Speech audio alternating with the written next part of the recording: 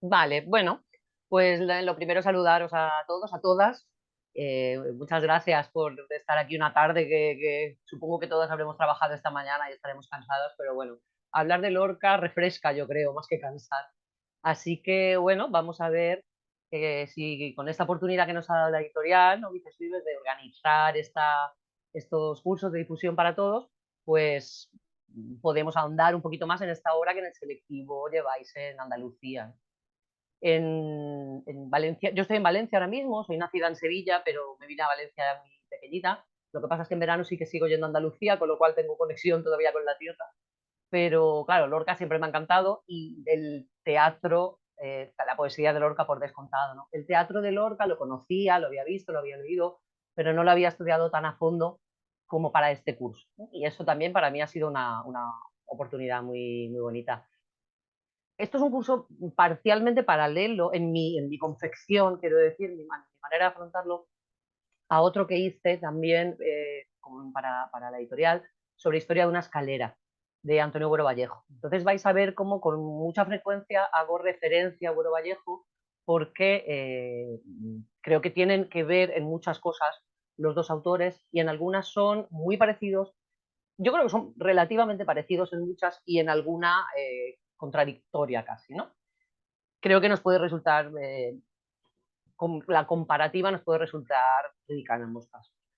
Yo me pongo un poco tremenda cuando me encargan hacer cosas y yo no puedo estudiar un autor estudiando solo la obra que me piden. Entonces, creo que las obras se explican por sí mismas, obviamente, creo que no es necesaria conocer la vida de un autor para entender la obra, pero creo que es conveniente conocer quién la está escribiendo y conocer en qué contexto histórico o sociocultural la está escribiendo y conocer toda su obra.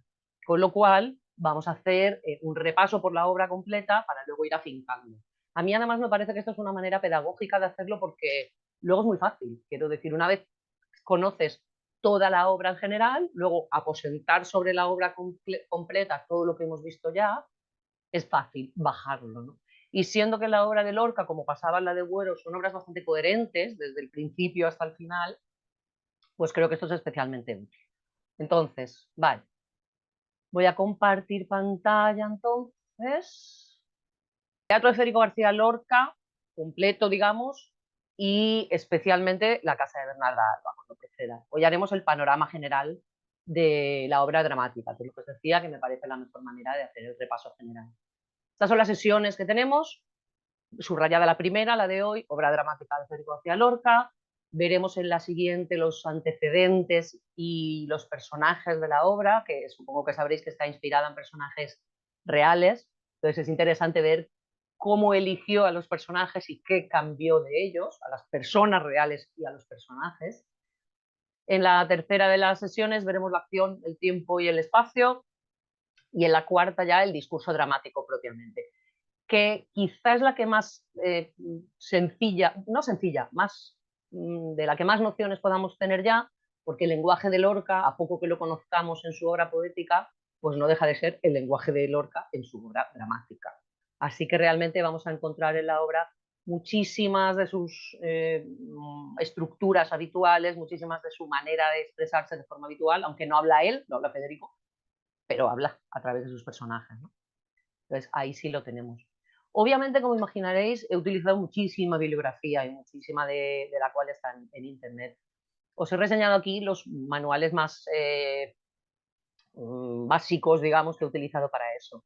Por supuesto, la edición de Vicens Vives, que me parece una edición estupenda para el alumnado, ¿no? Porque es la obra con las anotaciones pertinentes, no, no es adaptación, es la obra tal cual, con las explicaciones, con las adaptaciones pertinentes para alumnos del siglo XXI, que obviamente pues, hay muchos términos del contexto rural o hay andalucismos que desconocen, obviamente, ¿no? Entonces, tiene un prólogo además muy completo para ellos, más las anotaciones. Y luego ya las dos ediciones de cátedra, de Allen Joseph y Juan Caballero por un lado y de Francisca Vilches por otro, que tienen también, pues los prólogos evidentemente son diferentes, con lo cual ambos aportan al enriquecimiento de la comprensión del texto, y luego el libro de Ángel Berenguer, de Teatro en el siglo XX hasta el 39, y el mítico Ruiz Ramón, de Historia del Teatro Español. El de Berenguer recoge muchas cosas de Ruiz Ramón también. Y respecto a las imágenes o algunos de los textos, vais a encontrar muchísimas, bueno, en Cervantes Virtual, que está todo lo que busquéis, da igual, de literatura tenéis ahí una barbaridad. Y una página llamada Universo Lorca, que es interesante porque refleja muchos de los personajes que aparecen, de las obras y demás. Es muy icónica, muy visual. No es que sea un estudio profundísimo de la obra de Lorca, pero está muy bien para saber quién es quién y ver las imágenes. Eso, por supuesto, más 50.000 artículos más y extras, pero lo básico, básico, con esto se puede empezar ya a conocer un poco en profundidad la obra. Vale, vamos a empezar. A ver, espero que no haya tanto en las siguientes clases. Lo que pasa es que yo no me puedo resistir a leeros opiniones o cosas que amigos de Lorca opinan de él, sobre todo porque es que esto lo dice Vicente Aleixandre. ¿Cómo no os voy a leer las maravillas que dice Aleixandre de su obra? Este es un texto un tanto largo, con lo cual lo que he hecho ha sido fraccionarlo a lo largo de las 4 sesiones, ¿vale? A partir de ahí vamos a hablar de él, pero es que fijaros qué maravilla. A Federico se le ha comparado con un niño, se le puede comparar con un ángel, con un agua. Mi corazón es un poco de agua pura, decía él en una carta, con una roca. En sus más tremendos momentos era impetuoso, clamoroso, mágico como una selva. Cada cual le ha visto de una manera. Los que le amamos y convivimos con él, le vimos siempre el mismo, único y sin embargo cambiante, variable como la misma naturaleza. Por la mañana se reía tan alegre, tan clara, tan multiplicadamente como el agua del campo, de la que parecía siempre que venía de lavarse la cara. Durante el día evocaba campos frescos, laderas verdes, llanuras, rumor de olivos grises sobre la tierra ocre, en una sucesión de paisajes españoles que dependían de la hora, de su estado de ánimo, de la luz que despidieran sus ojos, quizá también de la persona que tenía enfrente. Yo le he visto en las noches más altas, de pronto, asomada a unas barandas misteriosas, cuando la luna correspondía con él y le plateaba su rostro.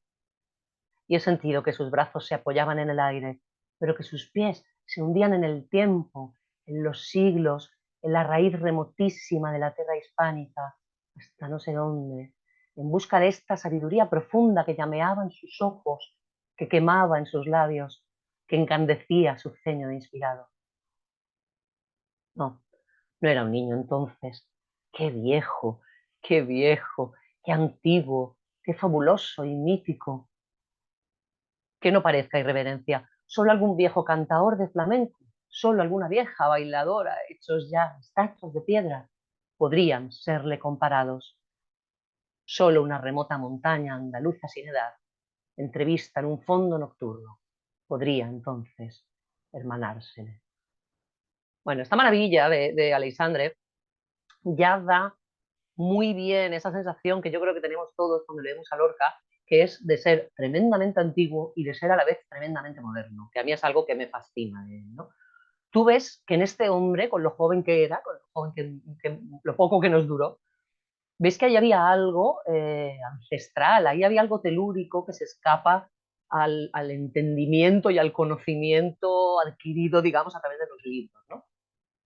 Esa conexión con la tierra, con lo popular, eh, que se nota, aparte de que él la procese literariamente, que no digo que no, hay algo mucho más antiguo que él mismo en sus textos. Y luego hay algo profundamente moderno, tanto que algunas de las obras no se podían estrenar porque no eran representables, porque estaba muy por delante de lo que en ese momento se podía hacer, ¿no? De esas reflexiones sobre el teatro.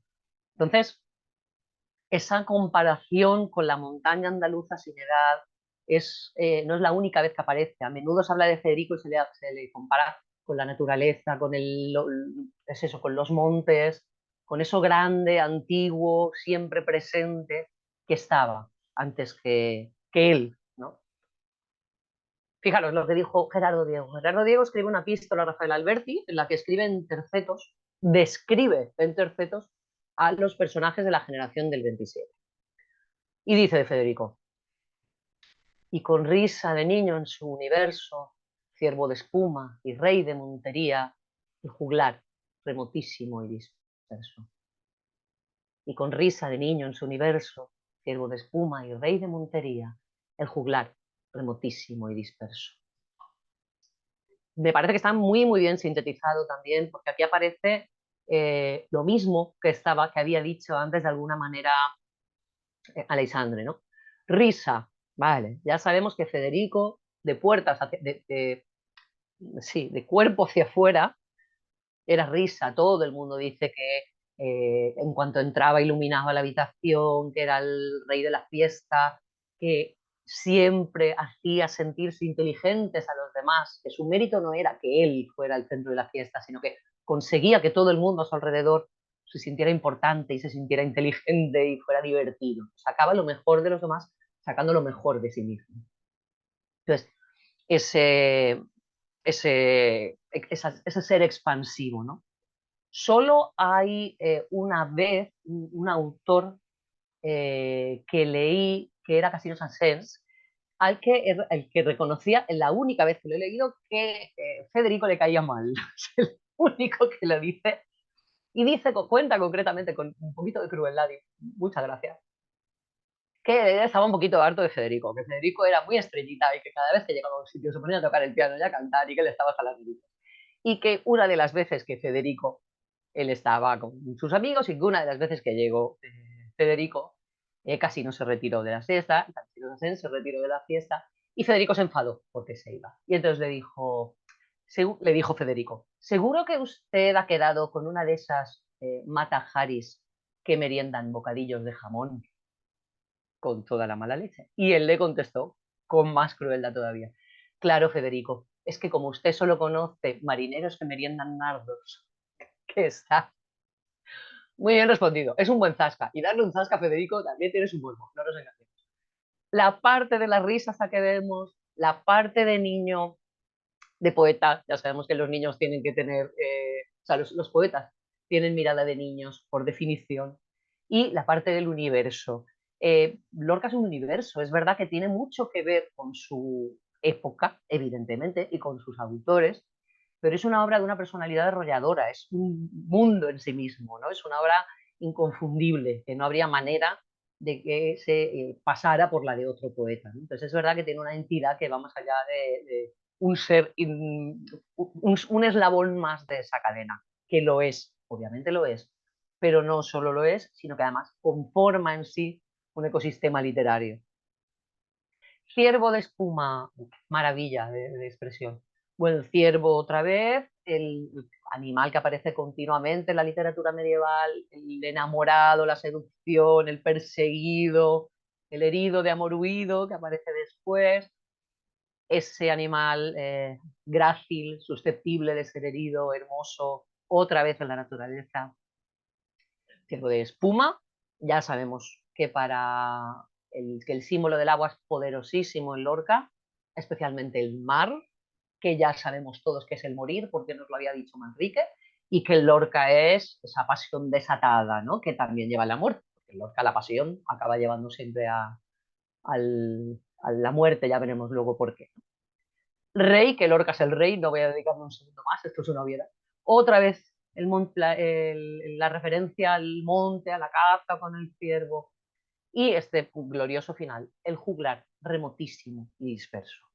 Juglar, ciertamente, esto que os he dicho, que Lorca habla, que Lorca canta, que Lorca toca el piano, que Lorca musica todo lo que pilla, que es simpático como el solo, tiene mucho de juglar, y además Lorca empieza recitando sus poemas antes de que le publicaran nada, ya se le conocía en los foros literarios porque recitaba como los ángeles. Entonces, ahí ya tiene esa parte de juglar. Remotísimo, ya lo hemos explicado, Lorca viene de muy lejos, viene de antes de lo demás. Y disperso porque hace de todo. Ya sabéis que Lorca, pues eso, Lorca es músico, Lorca es pintor, Lorca es por supuesto poeta, Lorca es dramaturgo, entonces es disperso, pero todo lo hace bien. Con lo cual, bendita dispersión, ¿no? Todo lo que tenemos ahí. Pero veis cómo todo va apuntando a lo mismo. Por un lado a la risa y por otro lado esa parte más oscura que tiene dentro, esa pena negra, esa pena honda, ese Lorca oscuro que está en su obra perfectamente depositado muchas veces detrás de esa máscara de lo popular y lo alegre, ¿no? Que aparece ahí continuamente. Fijaos lo que dice Luis Rosales. Luis Rosales, junto con Lorca, yo creo que son mis dos poetas favoritos. Adoro a Luis Rosales. Y Luis Rosales adoraba a Lorca. Con lo cual, los textos de Rosales que hablan sobre Lorca, que ya me los sé de memoria, son maravillosos. Contaba de Vocación de Federico, hablando de cómo Lorca recitaba en voz alta. Mientras que los leía, nos daba la impresión de que estaba escribiendo los versos. Era como asistir a un nacimiento. Sus propios versos le sorprendían. Se encontraba con ellos de repente, de sopetón, pues siempre hallaba en ellos matices nuevos. Recitaba tan bien que auscultaba sus versos, contaba sus latidos, deteniéndose a veces para que tú también pudieses auscultarlos. Su lectura era un acto de creación, y aunque estuviera en el escenario, a cada espectador le parecía que estaba hablándole al oído. ¿Eh? ¡Qué maravilla! A mí me dijo Elena Escribán una vez una cosa que, bueno, me ha dicho muchas que se me han quedado muy grabadas, pero una de ellas fue: los poemas saben, tus poemas, hablando de los míos, de los que yo escribía, tus poemas saben más que tú.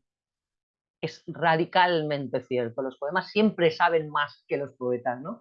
Y por eso siempre descubres en ellos cosas nuevas, siempre hallaba en ellos matices nuevos, los ha escrito él, pero es que cada vez que los ves, como son inacabables los versos de Lorca, él siempre vuelve a ellos y siempre puede detectar algo nuevo. Eso es lo que hace compartir la novedad, la buena nueva, del descubrimiento de esos versos con los demás. Porque no se agota, no es un verso que tú leas y ya está, y te haya dicho lo que tiene que decir y ya está. Auscultaba, sabes que auscultar, que escuchar viene de escultar y tiene que ver con oír, el corazón especialmente. Entonces es preciosa la elección que hace Rosales del verbo, auscultar, para luego decir, contaba sus latidos, porque efectivamente palpitan, ¿no? Tienen corazón, deteniéndose a veces para que tú pudieses auscultarlos. Su lectura era un acto de creación, como todas las lecturas, como todas las buenas lecturas. Siempre que lees, estás recreando, estás creando, estás llenando con tu parte los versos que el poeta te ofrece, ¿no? Con lo cual es perfectamente lógico que su lectura sea un acto de creación. Había preguntado a Mariluz, ¿de qué ¿Sí? texto de Alexandre está tomado el fragmento? Está, lo tengo luego por ahí, aparecen las obras completas. Os puedo dar, me lo voy a apuntar y os paso la referencia. Está en el prólogo de las obras completas de Alexandre. Pero lo puedo, os puedo dar la edición. Supongo que serán las de Aguilar, pero lo podemos mirar. Vale, Listo. Gracias. nada. Es que esa maravilla hay que tenerla, ¿eh? Sí. Por Dios. Vale. Bueno, pues vayamos entonces a ponernos un poco en el contexto teatral, donde estamos, qué pasa en el mundo en esta época, en estos principios, ¿no? Espera que me digo. Vamos a ver qué está pasando en Europa por aquel entonces. Que luego vamos a ver lo que está pasando en España y la diferencia es bastante notable. Vale. Teatro europeo. Hay más luego, ¿eh? Sobre el teatro europeo.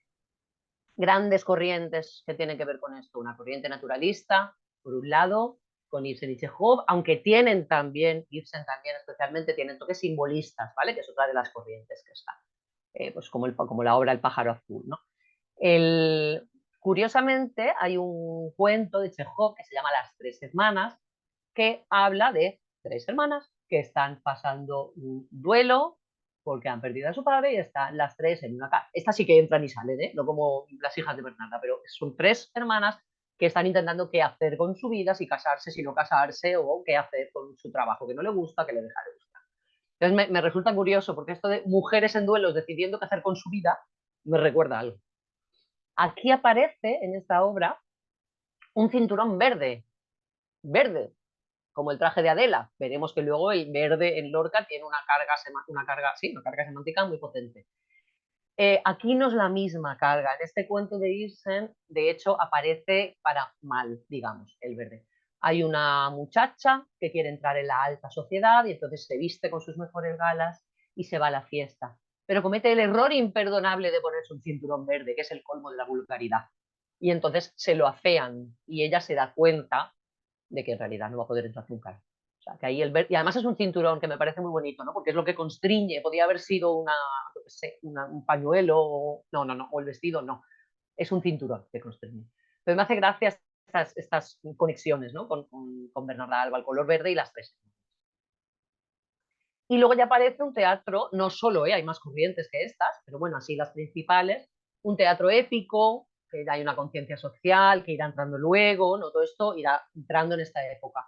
El teatro de la crueldad de Artaud, el teatro del absurdo de Ionesco y el teatro expresionista. Tened en cuenta que aquí el psicoanálisis está en boga, que ha llegado Freud a decirnos que en realidad no tenemos ni idea de quiénes somos y que no somos un ser monolítico en absoluto, sino que estamos bastante atravesados por circunstancias que a veces ni recordamos ni conocemos, pero que eso marca nuestra manera de ser, ¿vale? De esto Lorca sabe un poco, de cosas que tenemos dentro y marcan nuestra manera de ser, sabe un poco. Entonces, tenemos una panoplia de teatros, o sea, de corrientes en el teatro vanguardista, o sea, en el teatro de inicios de siglo, muy moderna para el momento, con autores, ya veis, de esta talla, mientras que en el teatro español de principios del siglo XX la cosa está un poquito antigua, ¿vale? Muy conservadora todavía. Hay todavía la comedia rural de Chegaray, la comedia de Benavente, el teatro popular, el sainete, que yo no digo que esto esté mal, ¿eh? De hecho, Historia de una escalera en realidad está disfrazada, que es muy posterior obviamente, pero está disfrazada de sainete. Con esto luego se pueden hacer cosas maravillosas partiendo de ahí, pero en principio, no como punto de partida, sino como teatro de verdad, es que mirad los nombres que teníamos en la anterior y mirad los nombres que tenemos aquí. Vale. Entonces, hay una tendencia más innovadora en la que estaba Inclán, en la que está Unamuno, en la que empieza a estar Lorca, y un teatro poético, pero que también es bastante conservador. No poético en el sentido de Lorca, de experimental, creativo y tal, sino en el sentido, pues eso, de poesía más entendida a la antigua, digamos. Vale, esto que puede ser un poco deprimente, estar viendo a quién tenemos por aquí y estar viendo a quién tenemos por aquí, bueno, nos lleva a ver que en realidad en España también teníamos, o sea, también esto va avanzando, ¿no? Hay un teatro humorístico, ¿no? Luego cuando empiezan a llegar, lo que sé, Miura, Jardí, el Poncela, tal y cual, que tiene ya toques de absurdo, que empieza a ser lo que luego será el precursor del humor absurdo. Nos vamos deslizando más hacia el drama social, partiendo del drama burgués, ¿no? De la comedia de teléfono blanco, ¿no? De solo cosas que les pasan a los burgueses, nada muy grave, cositas entretenidas que se arreglan y acaban bien, y un teatro más de vanguardia y experimentación. O sea, que, bueno, partimos de ahí, pero la cosa va. Ahora, Federico dice, que a mí esto me parece muy elegante por su parte, en vez de decir, Dios mío, qué desastre lo que hay aquí, en vista de lo que tenemos fuera, dice esto muy elegante, que no hay decadencia, porque la decadencia es un comienzo de agonía y un presagio de muerte. Hay un natural sístole y diástole en el corazón del teatro, un cambio de paisajes y modos, pero la esencia del teatro permanece inalterable en espera de nuevas manos y más generosos intérpretes. Que eso me parece muy hermoso. Dice, no es que esto sea un desastre, es que el teatro tiene estas etapas, como todo en la vida, va adelante, va detrás. Hay compresión, hay expansión. Estos son los latidos del corazón. Esto solo lo puede decir un poeta, por favor. Es el corazón del teatro, lo que va cambiando. Ese cambio de paisajes es el que hace que el teatro avance, ¿no? Digamos. Vale. Llega la República. Esto sabemos que culturalmente hace bien, ¿vale? La República, una primera etapa, digamos, antes de la guerra, una primera etapa en paz, y los 3 años de la guerra, que evidentemente la cosa cambia. Pero bueno, tenemos en las misiones pedagógicas y de institución libre de enseñanza, que como sabéis, por lo que abogan es por llevar la cultura al pueblo, ¿no? Bueno, Vallejo también tuvo que ver en esto, en esta difusión, y otros muchos autores, obviamente. Entonces se crean el coro y teatro del pueblo, que no solo es teatro, sino que también tiene música, la barraca y el búho de Max Sau aquí en Valencia. La barraca, ya sabéis todos, que es el grupo de teatro universitario de lo que sería la Complutense, muy variado en su formación. Hay mucha gente de filiación política diversa, ¿no? Y sí que tenía así como misión pedagógica sí tenía como fin visitar los pueblos, pero la barraca tenía como dos repertorios, dos tipos de repertorios. Uno más facilito, uno más sencillo, Lope de Rueda, los entremeses, y uno más complejo para cursos de verano, uno así un poco más sofisticado. Por ejemplo, la barraca en el 32 está haciendo el auto sacramental de la vida del sueño, está haciendo Entremeses de Cervantes. O sea, que es teatro para el pueblo, pero que es teatro perfectamente con algunas adaptaciones que hace Lorca, de aligerar algunas partes, introducir canciones y demás, para hacerlas accesibles al público, pero es un Cervantes al final, ¿no? Veréis que más adelante se compara a García Lorca con Lope de Vega, porque tienen muchas cosas en común, estando tan separados en el tiempo, ¿no? Los dos son genios a la hora de coger obras y adaptarlas al gusto del público sin abaratarlas, digamos, simplemente aligerándolas, introduciendo canciones o haciéndolas más accesibles para ellos, respetando absolutamente el estilo general, ¿vale? Os hablaba antes de Luis Rosales y de los textos de Luis Rosales sobre Lorca. Fijaros la maravilla que dice cuando habla de cómo vio él la representación del auto de la vida sueño. Dice, no se me olvida nunca la representación que le vi hacer a Federico del auto de la vida sueño. Cuando cierro los ojos, sigo viéndola. Está grabada en ellos. Al levantarse el telón, la escena representaba nada más y nada menos que la creación del mundo. Federico era el actor que interpretaba el papel de la noche. Su traje era una vestidura negra y amplísima que parecía llenarlo todo. Un traje que, propiamente hablando, era una oscuridad. Ya he dicho que al levantarse el telón, Federico estaba completamente inmóvil en el primer término del escenario. Era anterior al mundo y, por lo tanto, se encontraba solo. El escenario y él. El escenario en penumbra, y Federico, que silenciosamente avanzaba en principio un solo paso más, hasta que parecía quedarse suspendido en el aire. Entonces comenzaba a abrir los brazos, los alzaba a compás del movimiento, con mesura, cada paso medido. De sus brazos colgaban vestiduras sombrías que daban la impresión de que la noche iba invadiendo el mundo. Entonces, en un segundo movimiento, volvían a alzarse sus brazos hasta que se juntaban por encima de su cabeza, formando una figura gigantesca, una figura que llenaba el escenario, donde se concentraba toda la oscuridad de la noche en el mundo. A los espectadores nos cegaba la oscuridad, porque la oscuridad puede cegar tanto como el deslumbramiento. Todos los ojos fijos en él, llenos de asombro. Aquel deslumbramiento duraba mucho. Era un instante inacabable. Cuando estábamos deslumbrados, Federico decía, muy lentamente y para siempre, las primeras palabras de la obra. Yo fui pálida faz del caos. Era como si hubiese hablado la naturaleza con su voz. A partir de aquellas primeras palabras se iba haciendo gradualmente la luz del alba en el escenario. La luz del alba detrás de la figura de Federico, como naciendo de ella. Los espectadores estábamos asistiendo, asombrados, no solo a la creación del primer día, sino también al primer día de la creación. Olvidamos generalmente lo que debemos olvidar, y esto fue inolvidable. La ilusión que nos brinda el teatro no puede levantarse a más altura que la que daba Federico en aquella escena. Todo estaba naciendo con el día. Todo estaba naciendo, inventado por él. Maravilloso. En cambio, fijaros que recibió una crítica absolutamente diametralmente opuesta y cruel cuando le proponen a la barraca, bueno, le proponen no, le obligan a la barraca a representar Fuenteovejuna. Lorca ya se olía lo que iba a pasar y decía, uff, aquí me voy a meter en un lío que para qué. Efectivamente, la tuvo que hacer, pero se metió en un lío. Porque le pasó lo mismo que le pasó luego a Buenos Valle. Para los de izquierdas, el montaje de Federico, sabéis que Fuenteovejuna en realidad es una obra contra el tirano. que es, en este momento no está el horno para bollos, ¿vale? Entonces,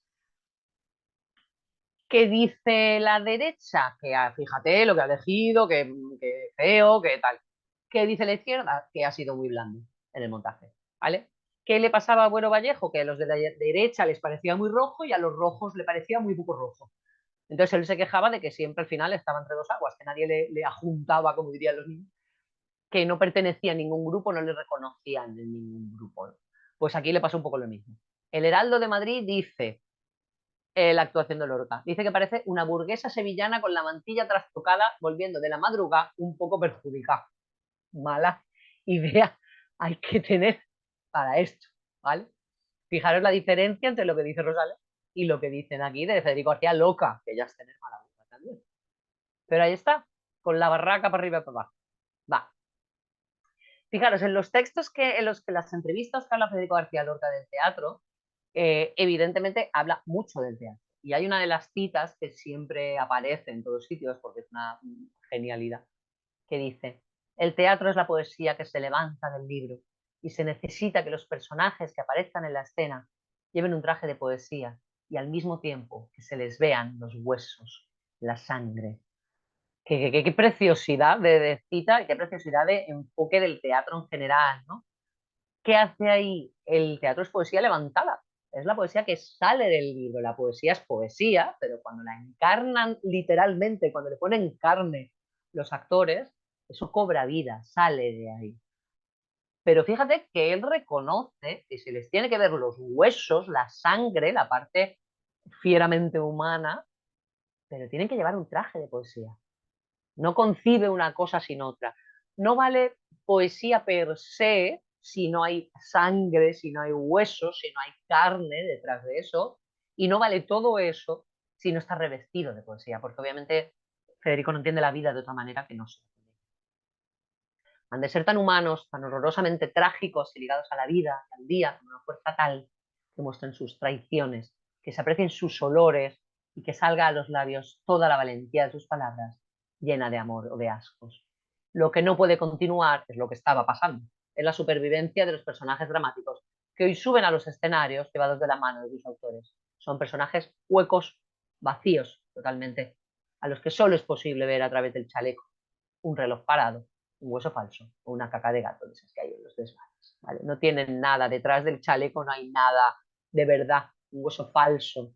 Son personajes vacíos, que es lo que él critica del teatro, que al final es un teatro burgués que se hace para tener contentos a los burgueses y al final no llega al pueblo, que es al que tiene que llegar, que es el que tiene que estar, percibir las cosas vivas.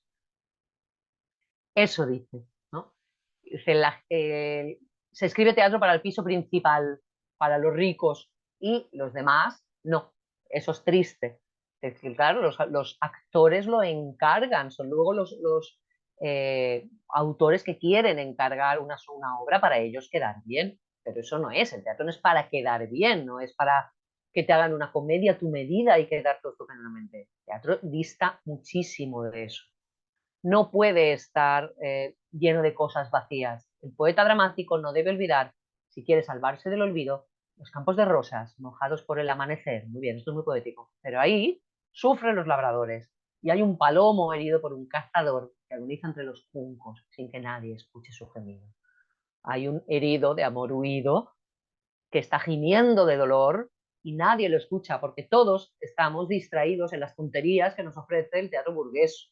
No puede ser eso, tenemos que poner otra vez en el escenario actores, obras que hablen de verdad, para educar al pueblo. No digo educar al pueblo, no dice educar al pueblo con un sentido paternalista, dice ofrecer al pueblo lo que de verdad se merece. El teatro es uno de los más expresivos y útiles instrumentos para la edificación de un país y el barómetro que marca su grandeza, su descenso.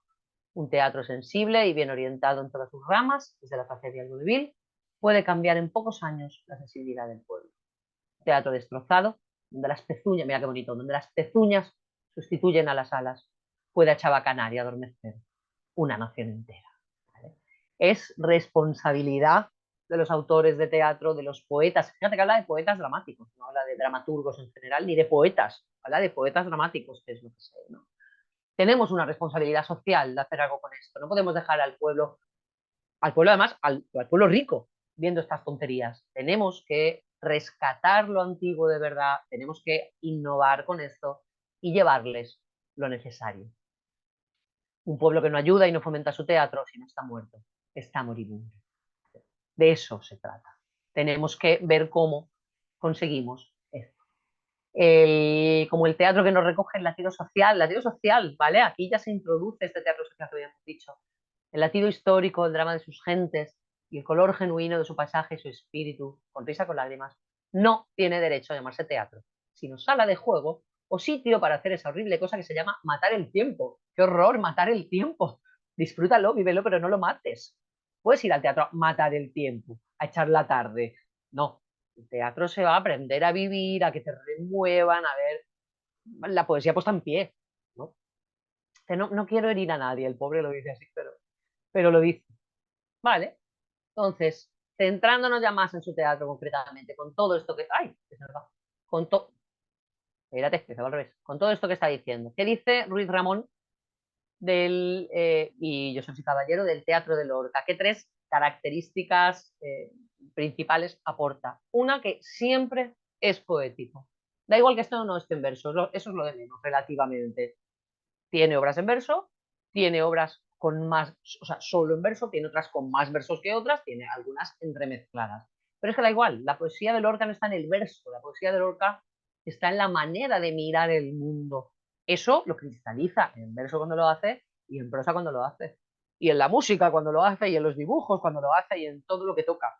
Es como el rey Midas, que todo lo que toca lo convierte en oro. Pues mira a través de la poesía y todo lo que hace está empapado por ello. Es un teatro siempre experimental, en ese sentido muy lopesco, lo que decíamos, rescata del pasado lo necesario para lograr lo que busca, que eso también lo hace en poesía, y te busca formas tradicionales, lo mismo que os decía antes que había hecho Güero Vallejo, ¿no? Que coge un sainete y de pronto te casca una tragedia griega con la historia de una escalera. Y Lorca, tres cuartos de lo mismo. Te coge una canción popular y la inserta en el texto y de pronto esa canción quiere decir otra cosa absolutamente distinta. O la escribe y tú ya no sabes siquiera si es suya o no, de lo popular que parece, ¿vale? Y luego diversidad estilística, pero unidad temática. Bueno, decía exactamente lo mismo, que todos los autores, al final, lo que tienen es un problema, dos problemas que les rondan algo sobre lo que dan vueltas continuamente, una fijación, entiéndaseme, y a partir de ahí se articula, en realidad, una obsesión a partir de la cual se articula. Unidad temática, dice Bueno, variedad formal. Claro, no puedes escribir 30 obras iguales, eso es un aburrimiento. Pero en realidad el fondo de muchas de ellas, de los autores, son muy parejos, o sea, son muy uniformes, ¿no? Aunque luego por fuera cambie. Vamos a ver que efectivamente esto es exactamente así, como lo es en la de Bueno, en la de Lorca. Lorca tiene, ahora veremos cuál es, más que un tema, no me gusta hablar de tema porque tema es aquello de lo que hablas y Lorca no habla de eso. Lorca articula todo alrededor de eso, que no es exactamente lo mismo, ¿vale? Entonces, por un lado, está esa evolución que decíamos, ese desarrollo experimental, pero por otro lado, al final hay una profundización en el mismo tema. Tenemos la suerte, bueno, la suerte, dentro de lo malo, de que La Casa de Bernarda Alba es su única obra. Y digo la suerte porque es su obra más madura. Historia de una escalera era una obra inicial y absolutamente inicial de Güero Vallejo. Entonces luego había muchas cosas que desarrollaba después que en Historia de una escalera no se apuntan o se apuntan muy vagamente, lo cual a mí me dificultaba la explicación porque todo era, luego veréis más adelante, vais a ver en las obras posteriores, en las obras que vienen después. Aquí no, aquí todo lo que os tengo que contar cristaliza absolutamente. La Casa de Bernarda Alba es la obra cumbre, la última, y donde se ve todo lo que se tiene que ver, con lo cual es muy cómoda en ese sentido para comprender la obra general de Federico, que es lo que os decía. Vale, ¿cuál es esa situación dramática básica? Lo que vais a ver por todos lados, porque esto está hasta la saciedad en todos sitios, lo que Ruiz Ramón articula, me parece que con mucha claridad, el conflicto entre principio de autoridad y principio de libertad. Todas las obras de Federico García Lorca tratan de esto, de alguien que quiere ser libre y no puede porque choca contra la autoridad que se lo impide. Da igual, la que cojáis, sucede esto, la que cojáis. ¿Cómo se formula? El principio de libertad está asociado a la individualidad de lo que yo, individuo o individua, ¿vale? Femenino, masculino, da igual. Yo pienso, yo deseo, yo quiero. Bueno, yo pienso, no piensan. No es cuestión de pensamiento. Yo siento, porque es mucho más animal. Ese deseo, ese instinto, eso que necesito, eso que yo como ser humano eh, me pide el cuerpo brutalmente. Pero eso va a chocar con el orden social, con la moral establecida, con Bernarda Alba que no te deja, con la imposibilidad del colectivo que te lo impide. Entonces, las obras son eso, un ser individual, o dos, un ser individual o dos, que tienen ese instinto que es casi siempre, sí, siempre, casi siempre tiene que ver con lo sexual, incluido la maternidad en hierro, que también es sexual, esas ganas de disfrutar de la vida, disfrutar de la juventud, ser quien tú quieres ser, hacer lo que te da la gana, ser libre con tu cuerpo, comer, beber, amar, contra el orden establecido que no te lo permite porque entonces vas a ser una mala mujer, vas a ser una mala esposa, eso no es de mujeres de bien, esto no lo puedes hacer, para no salirte del carril, ¿vale? Yo me acuerdo siempre de esto, ¿no? Del infierno son los otros. En Lorca el infierno son los otros, porque no te dejan hacer lo que quieres. Si a los personajes de Lorca le dejaran hacer lo que quisieran, serían mucho más felices. Obviamente sabemos que Lorca no podía hacer lo que quería, ¿no? Por su condición sexual. Entonces, es muy fácil entender esto. Es muy fácil entender que él hubiera querido desde el principio amar de otra forma, desear de otra forma, poder vivir de otra forma. Y hasta que él llega a aceptar eso y a exteriorizarlo y a llevarlo con una mayor serenidad, digamos, pues obviamente le cuesta mucho. El infierno son los otros. Aquí no. Es que aquí se ve, ¿no? Que como sí, como en su vida y en su obra, este choque es continuo. Lo que yo, persona individual, quiero hacer con mi cuerpo que me lo pide, como dice Adela, la casa de Narvana, como arrastrada por una maroma, no es que yo quiera, es que hay algo que me arrastra eso a el sentido común, la lógica, el aburrimiento, la modalidad, el rebaño, el no salirte de las cuatro paredes. ¿Vale? Esto es lo que aparece en todos lados. Otros temas también relacionados con esto parcialmente, el paso del tiempo pero claro, el paso del tiempo tiene que ver con esto también, evidentemente, y el amor y la libertad. Claro, eso es lo que estamos diciendo, esa posibilidad de ser libre con el amor que yo quiero, con el cuerpo que yo quiero, con el hombre que yo quiero, de la forma que yo quiero. Eso es imposible en la obra de Federico. Y siempre desemboca en la muerte. Es muy triste, pero es lo que hay.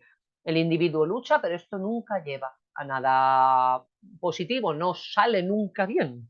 No hay historias de amor que luego, o sea, puede ver algún personaje, sobre todo alguna mujer, que lo viva en las obras así más cómicas, que lo viva con libertad, ¿vale? En las obras de los cristovitas, por ejemplo, ¿no? Pero en principio, y más especialmente las obras dramáticas, esto siempre es un desastre. ¿Vale? No puedo, da igual. Si yo amo, no puedo amar en libertad y eso acaba siempre mal. Dice Federico, el artista y particularmente el poeta solo debe prestar atención al llamado que surge dentro de él desde tres fuertes voces: la voz de la muerte, con todo su presentimiento, la voz del amor y la voz del arte. O sea, casi casi las tres heridas de Miguel Hernández: la del amor, la de la muerte y la de la vida. Me resulta curioso que donde Miguel Hernández dice vida, Lorca diga arte, pero es que lo mismo es para él, una cosa que otra. Entonces, ¿qué tiene que escuchar el poeta? La voz del amor, que es la que le surge, la voz de la muerte, que es la que le espera, porque ese amor no va a salir, y la voz del arte, que es por lo que tiene que tamizar todo eso para llegar, ¿no? Cronología, estas son las obras ordenaditas, ¿vale? Con los años, a veces hay duda porque depende de dónde lo mires, uno es el año que la escribe, dónde la publica, dónde la estrena, la estrena después, pero bueno, el orden, digamos, sí que es. Ahora las vamos a ir viendo. El maleficio de la mariposa, La niña que riega la albahaca y el príncipe preguntón, Lola la comedianta, Mariana Pineda, las obras que se recogen bajo el epígrafe en general de teatro breve, Viaja a la luna, La zapatera prodigiosa, El público, El retablillo de Don Cristóbal y la tragicomedia de Cristo Leña Rosita, Sí que pasan 5 años, Bodas de sangre, Amor de Perlimplín, Conventos en su jardín, Yerma, Doña Rosita la soltera o El lenguaje de las flores, Nuestra, La casa de Bernarda Alba, y las otras que se quedaron a medias. Bueno, a medias o recién empezadas, pero ahí están. Vale. Ángel Berenguer clasifica todo esto como dramas de la conciencia individual y dramas de la conciencia colectiva, ¿vale? Entonces, dramas de la conciencia individual todavía son más, eso, no tienen una vertiente tan social, es todavía el autor casi enfrentándose a sí mismo, ¿vale?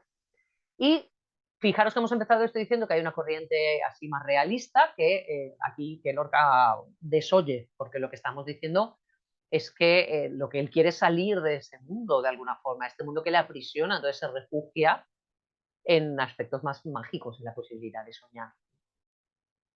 En Lorca se explota un aspecto mágico del que se alegran progresivamente las jóvenes generaciones teatrales españolas, que se sienten atraídas por un mundo más racional, pues Lorca por llevar la contraria, y el teatro de Lorca comienza para nosotros a formar parte de la historia, ¿vale? Él no quiere racionalidad, la racionalidad constriñe y es aburrida.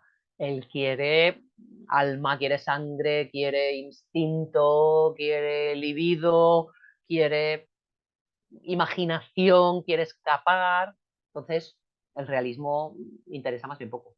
Y aunque lo tome, porque muchas de las obras, La casa de Bernarda Alba, él aboga porque haya una parte de realismo, hay una parte de realismo. Luego siempre lo filtra, lo tamiza por la parte poética. Ya hemos dicho que para él no cabe otra posibilidad en el teatro que sean seres humanos de verdad revestidos de poesía. O sea, que el realismo de García Lorca es realismo de aquella manera, ¿vale? Tamizadísimo, ¿vale? Por eso. Y las tragedias de la conciencia colectiva. Os he dicho que hablaríamos de Buero, efectivamente. A mí hay una cosa que me resulta muy llamativa. Esto es lo que os decía, que casi hay como choques entre, o sea, cosas muy parecidas por lo que os decía, que los dos tienen al final un tema, un gran tema del que hablan, que los dos van innovando en las obras. Pero curiosamente, fijaros que Lorca, que es la alegría de la huerta de San Vicente y de todas las huertas, que el que canta, el que es simpaticísimo, el que es la luz cuando entra, el que a todo el mundo fascina, muy contento, pero por dentro es un ser desesperanzado. Ese es el drama, esa es la pena honda, ¿no? Esa dicotomía entre, por otra parte, como las dos caras del teatro, ¿no? Esa dicotomía de contento por fuera y oscuro por dentro. Exactamente al contrario que don Antonio Bueno Vallejo, que por fuera parecía un señor muy serio y muy eh, cariacontecido, muy circunspecto. De hecho, decían, que a mí me hace mucha gracia, es cruel pero divertido, cuando lo veían venir ahí tan macilento, tan delgado, siempre fumando, y decían en su panda de amigos, que por ahí viene Bueno de cuerpo presente. Y es que un poco sí, ¿sabes? Tiene un aspecto incluso a veces hasta un poco fantasmagórico. Bueno, pues ese señor triste y fantasmagórico en realidad escribe sus tragedias con un pozo de esperanza. Él cree que la tragedia es una manera de afrontar la realidad y que solo afrontando la realidad cabe la posibilidad de crear algo nuevo, sano, sobre esa herida cauterizada. ¿Vale? Con lo cual, la tragedia es catártica y hasta que tú no asumes eso, no puedes salir de ahí. Yo esto siempre lo explico en clase diciendo que hasta que tú no asumes que eres alcohólico, no puedes ir a Alcohólicos Anónimos, no puedes salir. Tú no puedes decir, no puedes salir del alcohol si antes no reconoces que eres alcohólico. Pues bueno, dice un poco lo mismo. Tú no puedes superar los problemas si antes no te has hecho consciente de todos los problemas. Si antes no has sido Edipo y has dicho, vaya por Dios, he sido yo. No me había dado cuenta, pero he sido yo. Lo asumo y ahora a ver qué hago. ¿Vale? Con lo cual, el señor triste Bueno Vallejo, al final, tiene esperanza después de su tragedia. El alegre Federico García Lorca, al final, no tiene esperanza detrás de esto, que me resulta muy llamativa, ¿no? Este contraste, cómo engañan, entre comillas, en ese sentido. Vale, pues empecemos entonces por las obras. El maleficio de la mariposa, poema dramático, la primera obra que escribe Lorca se la pide Martínez Sierra porque sabe, Martínez Sierra, que está teniendo cierto éxito por ahí las pantomimas, ¿no?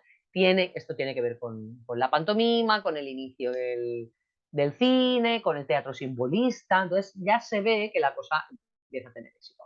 Lorca no tenía ninguna fe en esto, menos aún en hacerlo con actores. Todavía con hacerlo con marionetas, pues tira que te va. Pero no tenía la mínima fe en hacerlo con actores. Efectivamente, fue un fracaso absolutamente estrepitoso, ¿vale? Fue un fracaso estrepitoso porque es que no tiene acción todavía. Es que Lorca era un tipiolillo. Tiene mucha poesía, pero como acción tiene muy poco. ¿Qué hacen entonces? Tiene cierto aire esto a Shakespeare, cierto aire de bosque, digamos, esos bosques shakespearianos, ¿no? Esos animales del simbolismo francés. Tiene algo que ver con algunas de las obras que ha escrito ya, con los frutos del caracol aventurero. Tiene algo de romántico y la historia sí que apunta ya desde el minuto 1 a los temas habituales en Lorca. Vale, esto cuenta la historia de que hay una mariposa blanca que será interpretada por la argentinita, que por supuesto la mariposa, que es un símbolo de la belleza, de la pureza, del cambio, tal y cual, pues se rompe un ala y se cae a un lugar donde hay cucarachas.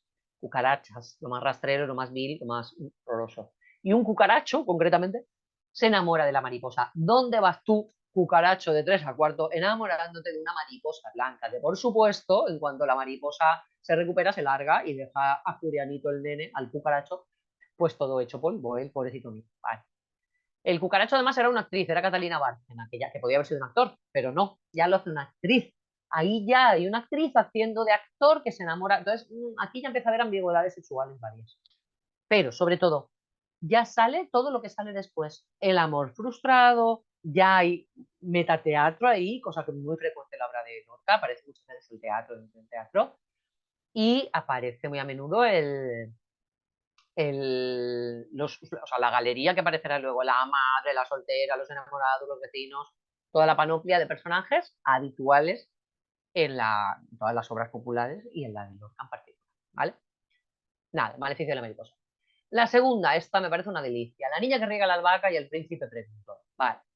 A ver, aquí Federico se ha quedado triste porque ha sido un desastre total la obra anterior y entonces se monta una obra para hacerla con sus colegas, con gente que sabe que a la que le va a gustar. Necesita un poquito de cariño ahora. Y entonces él habla con sus amigos, con Manuel de Falla y con Hermenegildo Lanz. Hermenegildo Lanz es constructor de marionetas, ¿vale? Es un célebre constructor de marionetas. Entonces lo que hacen es montar una velada para hacerla en la casa de Lorca, que caben 50 personas, para Reyes, o sea, para hacerla para el Día de Reyes, para Isabel, para su hermana Isabel. Entonces lo organizan. ¿Tú te imaginas que tu hermano te monta una fiesta para el Día de Reyes y tu hermano Lorca y el que pone la música es Manuel de Falla, que le pide permiso a Stravinsky para que le deje la historia del soldado? Y luego, además de eso, hacen lo que nosotros llamamos ahora el auto de los Reyes Magos, el misterio de los Reyes Magos. Yo hubiera dado una pierna por estar ahí, por favor, qué maravilla. Este es el programa de mano. Oigan, señores, el programa de fiesta para niños, primero se representará los dos habladores, con la aparición del Cristovita, y ya aparecen las marionetas, ¿vale? Los Cristovitas, sabéis que son las marionetas de los títeres de Cachiporro. La niña que riega la albahaca y el príncipe preguntón, dialogado y adaptado por Federico García Lorca, con la música correspondiente que ha elegido Falla. Y ahora viene lo grande. Lo grande no es lo que ha hecho Lorca, no lo dicen, lo grande no es lo que ha hecho Lorca, lo grande es el misterio de los Reyes Magos, ¿vale? Y ahí lo hacen. Esto es el programa de mano. Fijaros, esto aún llegamos, ¿eh? Pues los que lo tengáis más cerca igual podéis ir. A mí yo todavía no puedo ir a Granada, por desgracia, pero me encantaría. Los títeres de Lorca, Lanz y Falla. Los que son estos, claro, son los títeres con los que se hizo la obra de verdad, ¿vale? Ahí está. Todos los muñecos que se utilizaron, ¿no? Aquello fue también el germen de Maese Pedro, ¿no? De la obra de Falla luego. Maravilloso, debió ser aquello. Lola la comedianta, 1923. Un libreto de ópera cómica que iba a musicar Falla. ¿Vale? O sea, que fijaros si Federico nos mete en todos los araos. Que ya o sea, había hecho ya la obra que él quería de títeres, pero la había acabado haciendo, El manifiesto de la mariposa, la había acabado haciendo con personas. Hace luego la adaptación esta para Isabel. Hace luego un libreto de ópera cómica. Esto hasta el 2010 no se estrena, ¿vale? Lola y su marido se meten se meten con un marqués enamorado del amor, ¿vale? No sabemos si ahí de alguna manera se alude a sí mismo. O sea que, otra vez, un marqués, alguien enamorado del amor, de quien se burlan los demás. Cosa que veremos que aparece también en otras obras luego. Se rescata luego el personaje. Es curioso que Lorca hace cameos de sus propios personajes, hace referencias de uno en otro, ¿no? Se los cruza. Entonces, de pronto aparece luego en otra obra ahí un personaje del anterior o una cita a una obra del anterior. Mariana Pineda dice, bueno, esto no ha triunfado nada, no he tenido yo mucho éxito con La Mariposa, pues vamos a hacer algo un poco más tradicional, vamos a ir un poquito más hacia el teatro modernista, ¿vale? Un drama histórico no coge la historia tal cual de Mariana Pineda, luego veremos que él nos dice que coge la parte más popular, digamos, la leyenda más popular, ¿no? Pero aquí fijaros ya cómo está la cosa de nivelito.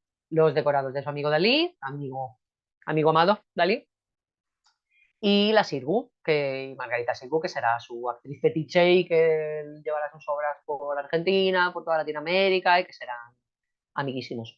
Aquí hay un salto cualitativo ya. Aquí Lorca ya sabe que el teatro es un arte global. En la mariposa solo se ha fijado en el texto, o lo que más se ha fijado es en el texto, ¿no? Y había poca acción. Aquí ya es consciente de que el teatro necesita más que un buen texto. Y yo creo que esto para Lorca fue un descubrimiento, porque la poesía, por supuesto, es un magnífico medio de expresión, pero es que él da para más. Es que yo creo que se le queda corta ya en determinado momento. Y se da cuenta que puede hacer poesía con otras cosas. Puede hacer poesía con un escenario, puede hacer poesía con un vestido, puede hacer poesía con un silencio, puede extrapolar todo lo que él escribe al escenario y ponerlo de pie. Entonces, claro, es un chollo. De hecho, él decía que si lo hubieran dejado hubiera acabado dedicándose a lo que más le gustaba era el teatro, que hubiera seguido escribiendo teatro. Yo dudo que hubiera dejado a escribir poesía porque lo llevaba en las venas.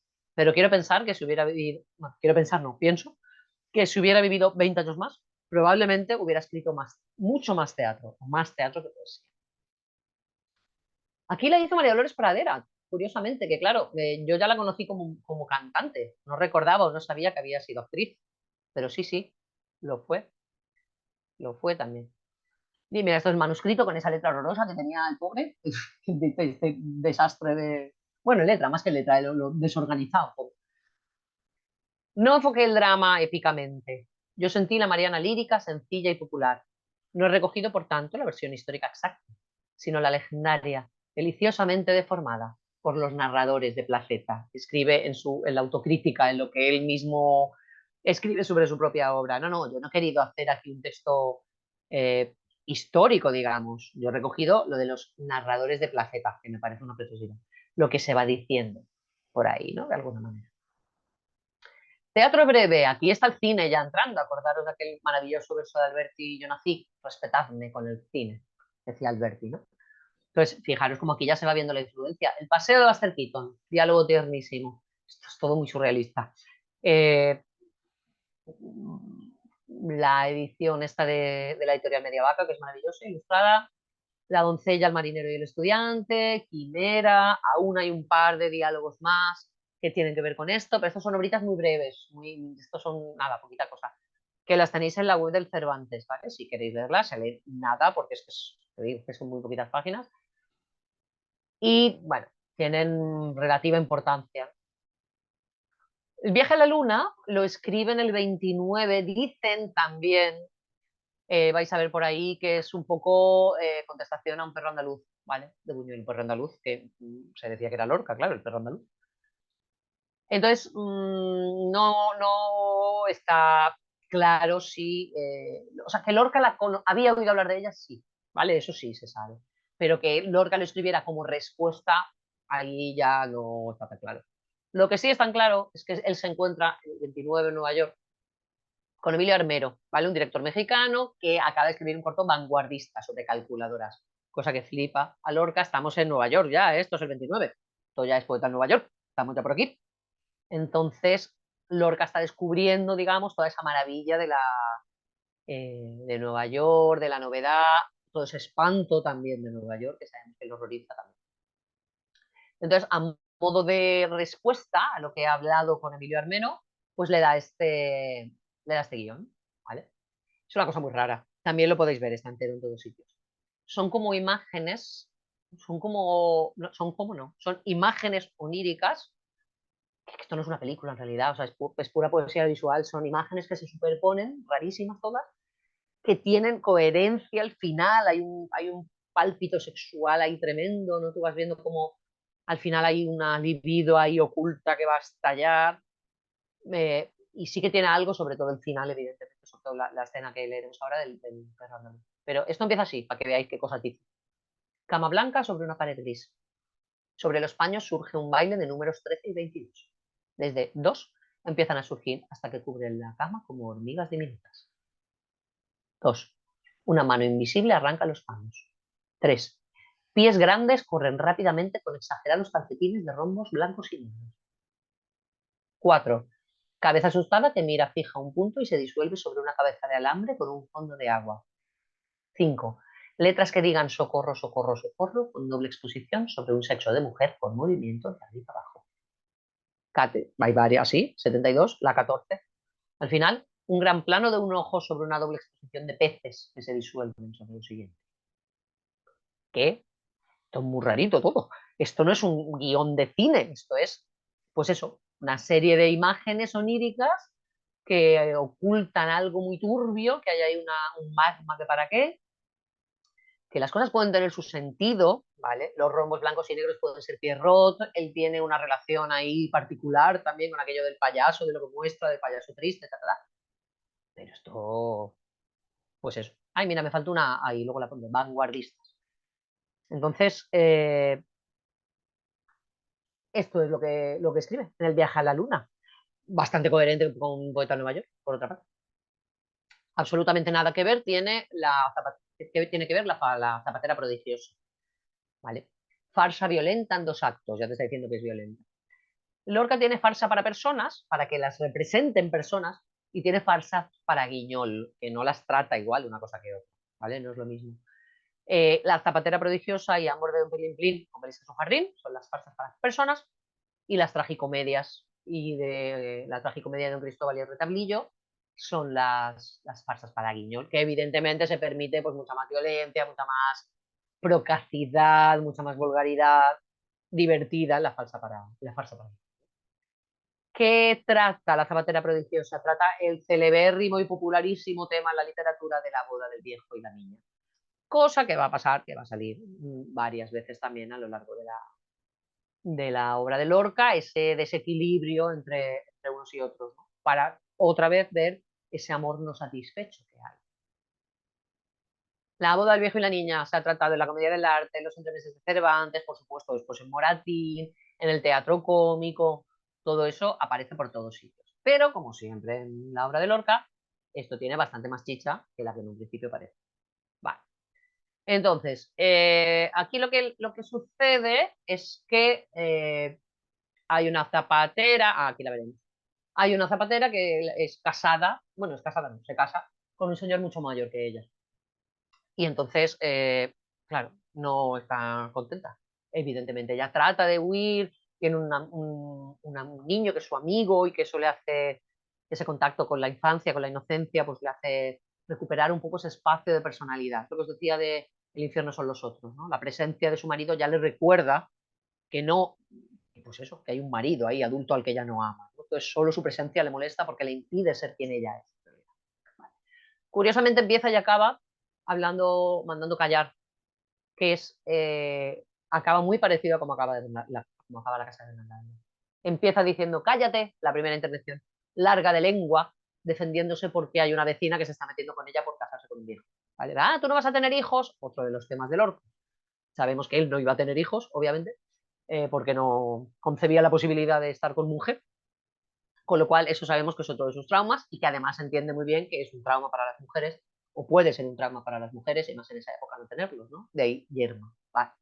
Una vecina se mete con la zapatera diciéndole, ah, que está casada con un viejo que no vas a tener hijos, que no sé qué. Y ella le dice, cállate, larga de lengua. Vale. Y cuando acaba toda la historia, de que ella al final acaba medio volviendo con su marido, acaba siendo todo medianamente arreglado, dice, callarse largos de lengua, porque otra vez se están metiendo con ella, ¿no? ¿Cómo acaba Bernarda Alba? Silencio, silencio dicho, silencio. Es como, obviamente son dos contextos absolutamente distintos, pero esas ganas de las mujeres de Lorca de poner a cuarto a los demás, de ponerle las peras a cuarto al resto, en casos distintos, porque la Zapatera lo que quiere es ser libre y Bernarda lo que quiere es que no sean libres las demás. Pero al final lo que están haciendo es intentando ordenar el mundo a través de esas imprecaciones.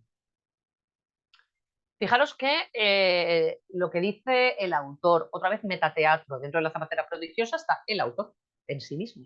Y el autor dice lo siguiente: respetable público. No, respetable público no, público solamente. Y no es que el autor no considera al público respetable, todo lo contrario, sino que detrás de esta palabra hay como un delicado temblor de miedo y una especie de súplica para que el auditorio sea generoso con la mímica de los actores y el artificio del ingenio. El poeta no pide benevolencia, captatio benevolencia, que era lo que hacían al principio de la obra, claro. El poeta no pide benevolencia, sino atención, una vez que ha saltado hace mucho tiempo la barra espinosa de miedo que los autores tienen a la sala. Por este miedo absurdo y por ser el teatro en muchas ocasiones una finanza, la poesía se retira de la escena en busca de otros ambientes donde la gente no se asuste de que un árbol, por ejemplo, se convierta en una bola de humo, o de que 3 veces, por amor, 3 peces, por amor de una mano y una palabra, se conviertan en 3 millones de peces para calmar el hambre de una multitud. ¿Vale? No quiero benevolencia, quiero gente que no le tenga miedo a la poesía, que sea capaz de imaginar, que sea libre y que no se asuste de los milagros. Qué precioso. Compara lo que pasa en el teatro, que el árbol se convierta en una bola de humo, con el milagro de los panes y los peces, ¿no?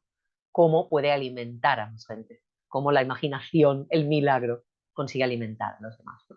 Obviamente esto es una crítica al teatro contemporáneo, fijaros lo que está diciendo. Por ser el teatro en muchas ocasiones una finanza, cuando el teatro es una finanza, la poesía se retira de la escena, a un sitio donde tenga cabida, donde la gente lo crea, ¿no? lo viva. A mí me dio muchísima pena una vez que yo estaba en el teatro, llevé a mi hijo cuando era pequeño, bueno, llevé muchas veces a mi hijo, evidentemente, pero una de ellas concretamente cuando era muy pequeño, salió un unicornio y una niña como de 4 años dijo, los unicornios no existen. ¿Cómo no van a existir los unicornios a los 4 años? Claro que existen los unicornios. Existen a los 4 y a todas las edades. Sabemos que no. Pero no puedes vivir tan fuera de la... No debes, creo. No puedes vivir tan fuera de la imaginación. Con 4 años me dio mucha pena que esa niña no creyera en los unicornios. Pues eso, tenemos que seguir creyendo en los unicornios. Tenemos que ver que la poesía se retira si todo se convierte en finanza. El autor ha preferido poner el ejemplo dramático en el vivo ritmo de una zapaterita popular. En todos los, fijaros que dice en el vivo ritmo de una zapaterita popular. A mí vivo siempre me recuerda el poema de Machado, que habla, dice, quien prefiere lo vivo a lo pintado es el hombre que piensa, canta o sueña, ¿no? Entonces, al final, lo que quieres es eso, que prefieres lo vivo a lo pintado, lo de verdad, ¿vale? Recuerdas de lo vivo lejano que decía Alberti, ¿no? Que escribía Alberti. Entonces, esta palabra en ese momento tiene fuerza en tanto en cuanto está aludiendo a lo contrario de las obras de teatro muertas y posibilizadas. En todos los sitios late y anima la criatura poética que la autora describió de zapatera, con aire de refrán o simple romancillo. Y no se extraña el público si aparece violenta o toma actitudes agrias, porque ella lucha siempre, lucha con la realidad que la acerca y lucha con la fantasía, cuando ésta se hace realidad visible, ¿vale?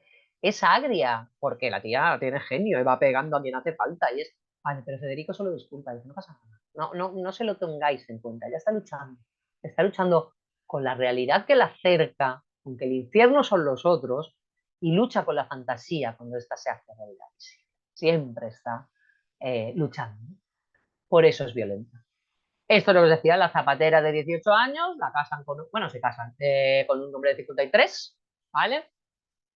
Que tiene el amigo del niño, obsesionados con el que dirán, estos suenan ya, pura Bernarda también, otra vez, y aquí aparece la célebre jaleo, jaleo, anda, jaleo, jaleo, y el mariposa del aire, que está en todos los libros de texto del mundo, de mariposa del aire, qué hermosa eres, mariposa del aire, dorada vida, ¿vale? Esos textos están ahí. Yo lo digo porque a mí me pasa que me sé canciones, o sea, que tengo poemas de Lorca en la cabeza y que luego no los encontraba en los poemarios, claro. Es que no están en los poemarios, ¿vale? Están en las obras de teatro. Así me pasó también con una canción maravillosa de Carlos Cano sobre Granada. Y dice un verso que yo dije, esto tiene que ser de Lorca por narices. Y no lo encontraba por ningún lado, hasta que por fin lo encontré y estaba en una prosa, ¿vale? Dice, canta Carlos Cano. Y mira que escribe bien Carlos Cano, ¿eh? Pero claro, Lorca mejor. Dice Carlos Cano, Granada vive en sí misma tan prisionera que solo tiene salida por las estrellas. Yo oigo eso y me desmayo. Granada vive en sí misma tan prisionera que solo tiene salida por las estrellas. Bueno, pues eso efectivamente es de Lorca. Es una frase algo modificada de Lorca, que aparece, como os digo, en un texto en prosa. Vale. Fijaros que la zapatera, ¿viste? Lo tenéis ahí el boceto que hace él, aunque él luego dice con un traje verde rabioso y lleva el pelo tirante adornado con dos grandes rosas rojas. Uy, Federico, ya aparece aquí el traje verde rabioso y las grandes rosas rojas. Ya sabemos que el verde, por un lado, es la muerte, porque en Lorca todo es la muerte, por otra parte, y por otro lado, que en la casa de Bernarda Alba el verde es el símbolo de la rebeldía y el rojo son dos colores de naturaleza, de pasión, de fuerza. Total, que aparecer con un traje verde rabioso y dos grandes rosas rojas ya da indicaciones de que es una mujer libre, apasionada, con fuerza, ¿vale? Lorca ha utilizado ya los símbolos con eso, ya solo por cómo va vestida ya sabemos qué tipo de mujer es. Acto 2. Aparece en la puerta el mozo de la faja y el sombrero plano del primer acto. Está triste, lleva los brazos caídos y mira de manera tierna a la zapatera. Al actor, eso me hace mucha gracia. Al actor que exagere lo más mínimo en este tipo, debe el director de escena darle un bastonazo en la cabeza. Nadie debe exagerar. La farsa exige siempre naturalidad. El autor ya se ha encargado de dibujar el tipo y el sastre de vestirlo. Sencillez, bastonazo en la cabeza que dé el director de escena al actor que se me ponga demasiado, masterificar demasiado. ¿Vale? De hecho, decían de Lorca que también era actor que era muy poco gestero. Y en realidad, cuando recitaba y cuando gesticulaba, con todo lo estrellita que era, gesticulaba poco, porque confiaba en la palabra, ¿no? No, no. Aquí nada, bastonazo en la cabeza, muy de títeres de cachipún. Aparece ya metateatro, ya también aparece el hijo, o sea, el mismo Zapatero, que se hace pasar por otro personaje para ver si lo reconoce. Hay un poco rollo Ulises y Penélope, a ver si lo reconoce su mujer, y entonces ahí aparece otra vez el metateatro. ¿Vale? El público, uy, esto es complicadísimo. El público surrealista, ya casi surrealista, no se estrenó hasta muchísimo después, lo que Lorca decía que era teatro imposible, porque esto no había quien que lo representara en el momento. Trata la homosexualidad y la homofobia, este igual es un poquito pronto para tratarlo en este país. Enfrentamiento de un hombre con su sexualidad, a través de un director de teatro, que hace un hombre que hace teatro burgués, teatro, lo que llama en la obra teatro al aire libre. Aparece un amante suyo que le recrimina que esté falseando, que no haga teatro bajo la arena, ¿vale? Y el amante es crucificado. Todo el que viene a decir las verdades, eso pasa en la obra de Buero siempre también. El que llega y dice la verdad, al final se lo quitan de en medio porque es molesto, ¿vale? Pero aquí ya hay ya se muestra, digamos, de manera más frontal esta temática, ¿no? Entonces, es dificilita. Fijaros, dos fragmentos, vamos a leer el segundo, si no se hace muy largo. ¿Qué se puede esperar de una gente que inaugura el teatro bajo la arena?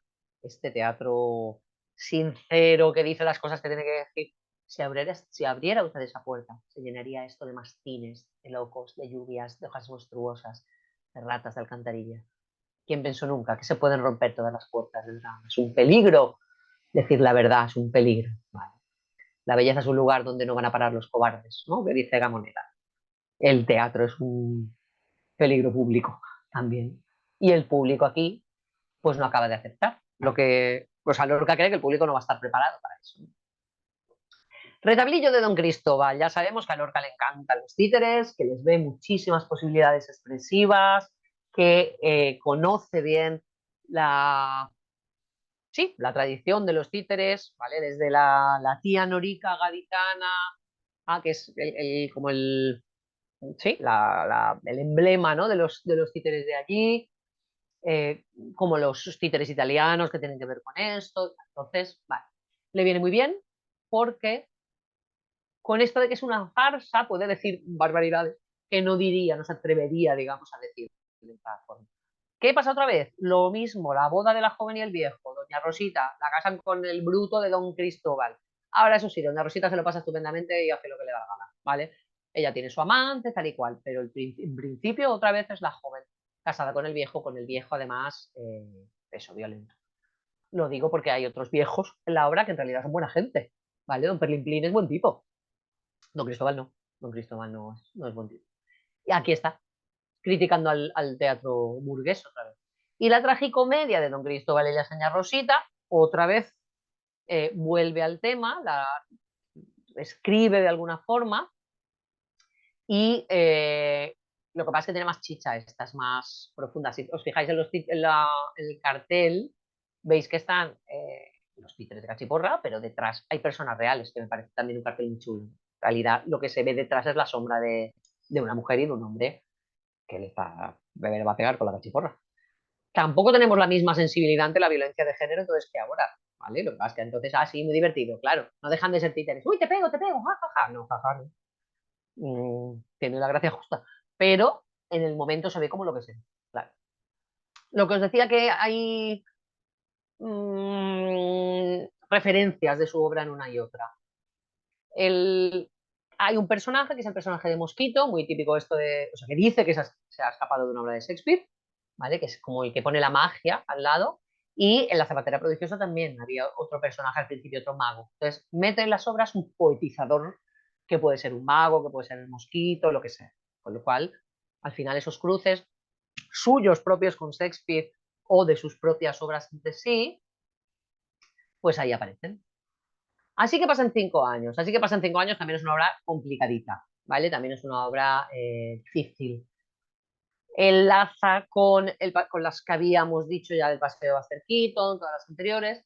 Y aquí de lo que se trata es de que hay un hombre que tiene novia, aunque no dice nunca que es la novia, y que les va dando largas. No, bueno, sí, cuando pasan 5 años nos casamos. Vale, sí, cuando pasan 5 años no total que nada. Al final lo que hay es un hombre que no quiere entregarse a las mujeres. Bueno, ese miedo de la entrega a las mujeres tampoco es complicado de entender viniendo de quien viene, ¿vale? Pero es cierto que al final es un poco confusa, está todo un poco ahí mezclado raro.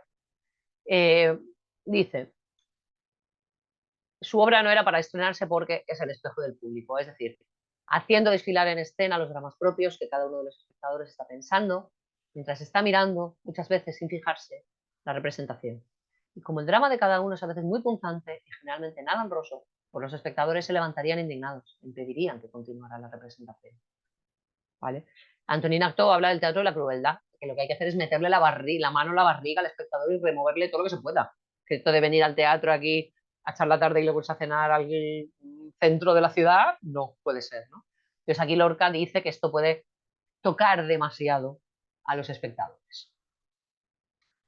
Vale. Y aquí esto es lo que él llama la leyenda del tiempo. Supongo que esto os traerá a la cabeza maravillosamente tanto las versiones musicadas, ¿vale? Que luego, si acaso, Araceli, cuando acabemos las podemos poner, ¿vale? Del texto de la obra de teatro. Entonces, Camarón por un lado y Enrique Morente por otro, las musicaron maravillosamente. Este es el tercer acto. Es la leyenda del tiempo, cuyo tema es ese, el tiempo que pasa, ¿vale? Pues ya está, hemos dicho que uno de los temas era el tiempo.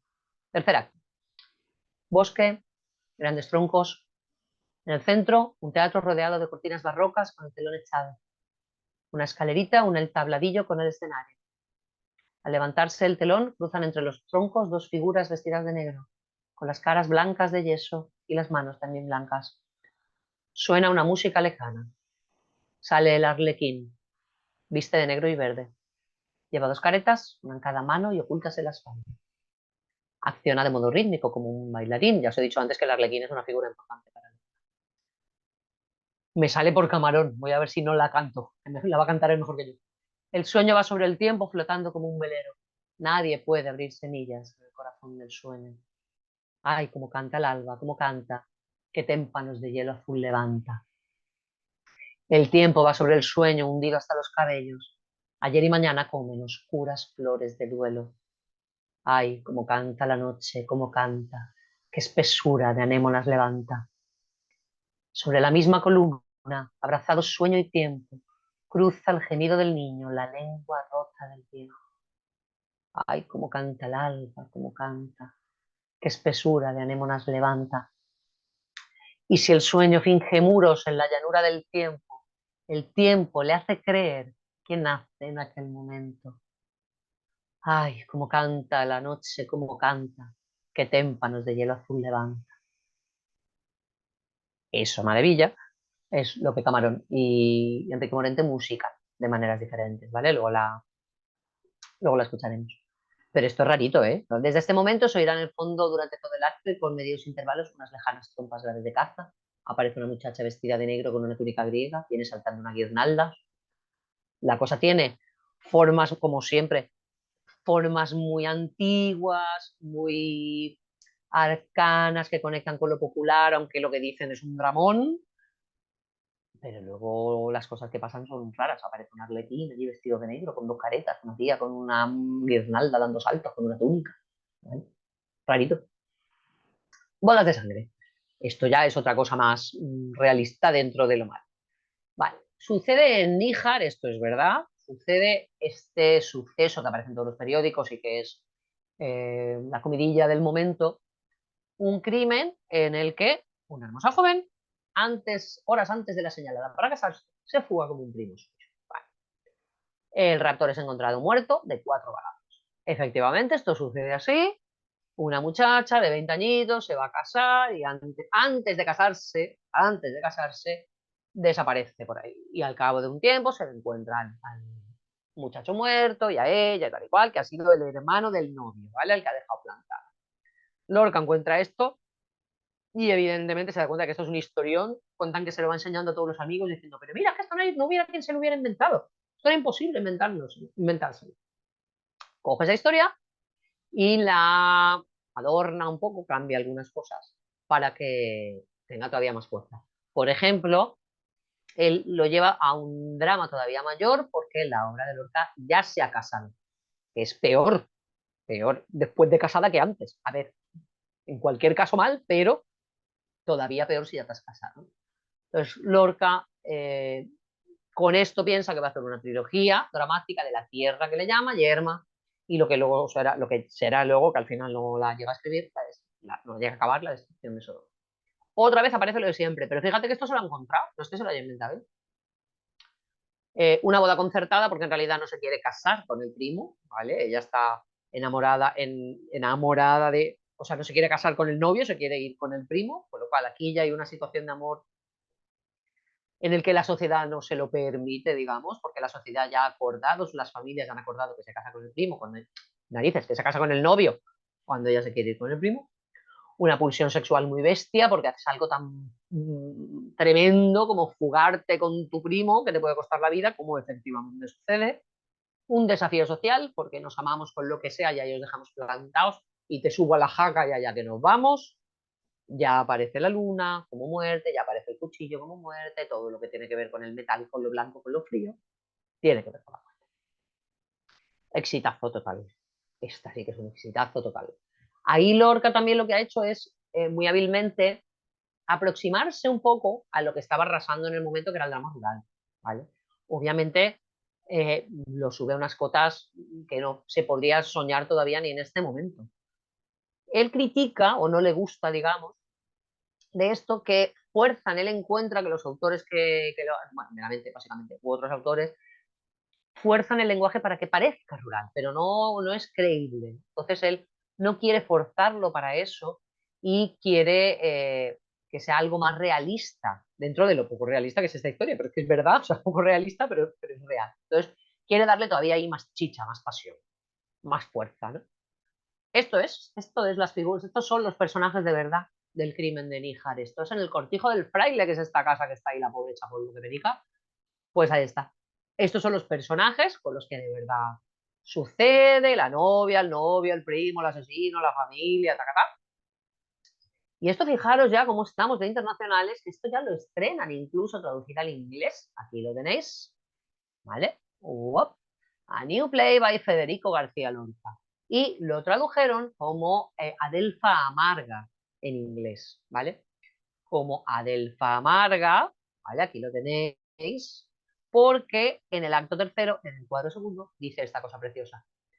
Girasol de tu madre, espejo de la tierra, que te pongan al pecho cruz de amargas adelfas, sábana que te cubra de reluciente seda, y el agua forme un llanto entre tus manos quietas.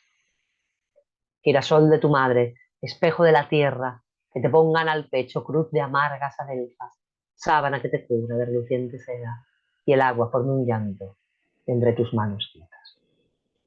Quiero decir que Bodas de Sangre me parece un título maravilloso, pero Adelfa Amarga tampoco está mal, ¿eh? Por lo que está diciendo, la sabéis que la Adelfa es una flor hermosa y mega tóxica y venenosísima, ¿vale? Y aquí encima, eso sí, te ponen en el pecho una cruz de amargas adelfas cuando te has muerto.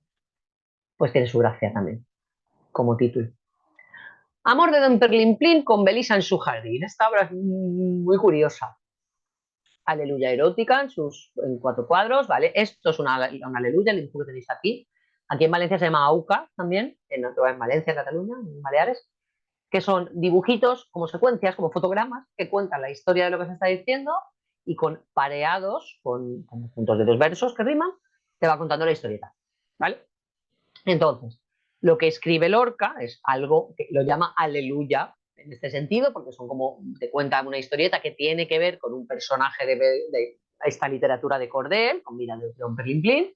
Entonces se inspira, digamos, en ese personaje que es en la literatura, esto no es suyo, es decir, esto es lo que existía ya antes. Lorca, como siempre, lo rescata y le parece interesante este Don Perlimplín, que veremos de dónde viene el nombre, que es muy curioso, que es un tipo rico con la nariz grande, muy tirano de Bergerac, aquello que lleva una vida bastante disoluta y dispersa y divertida.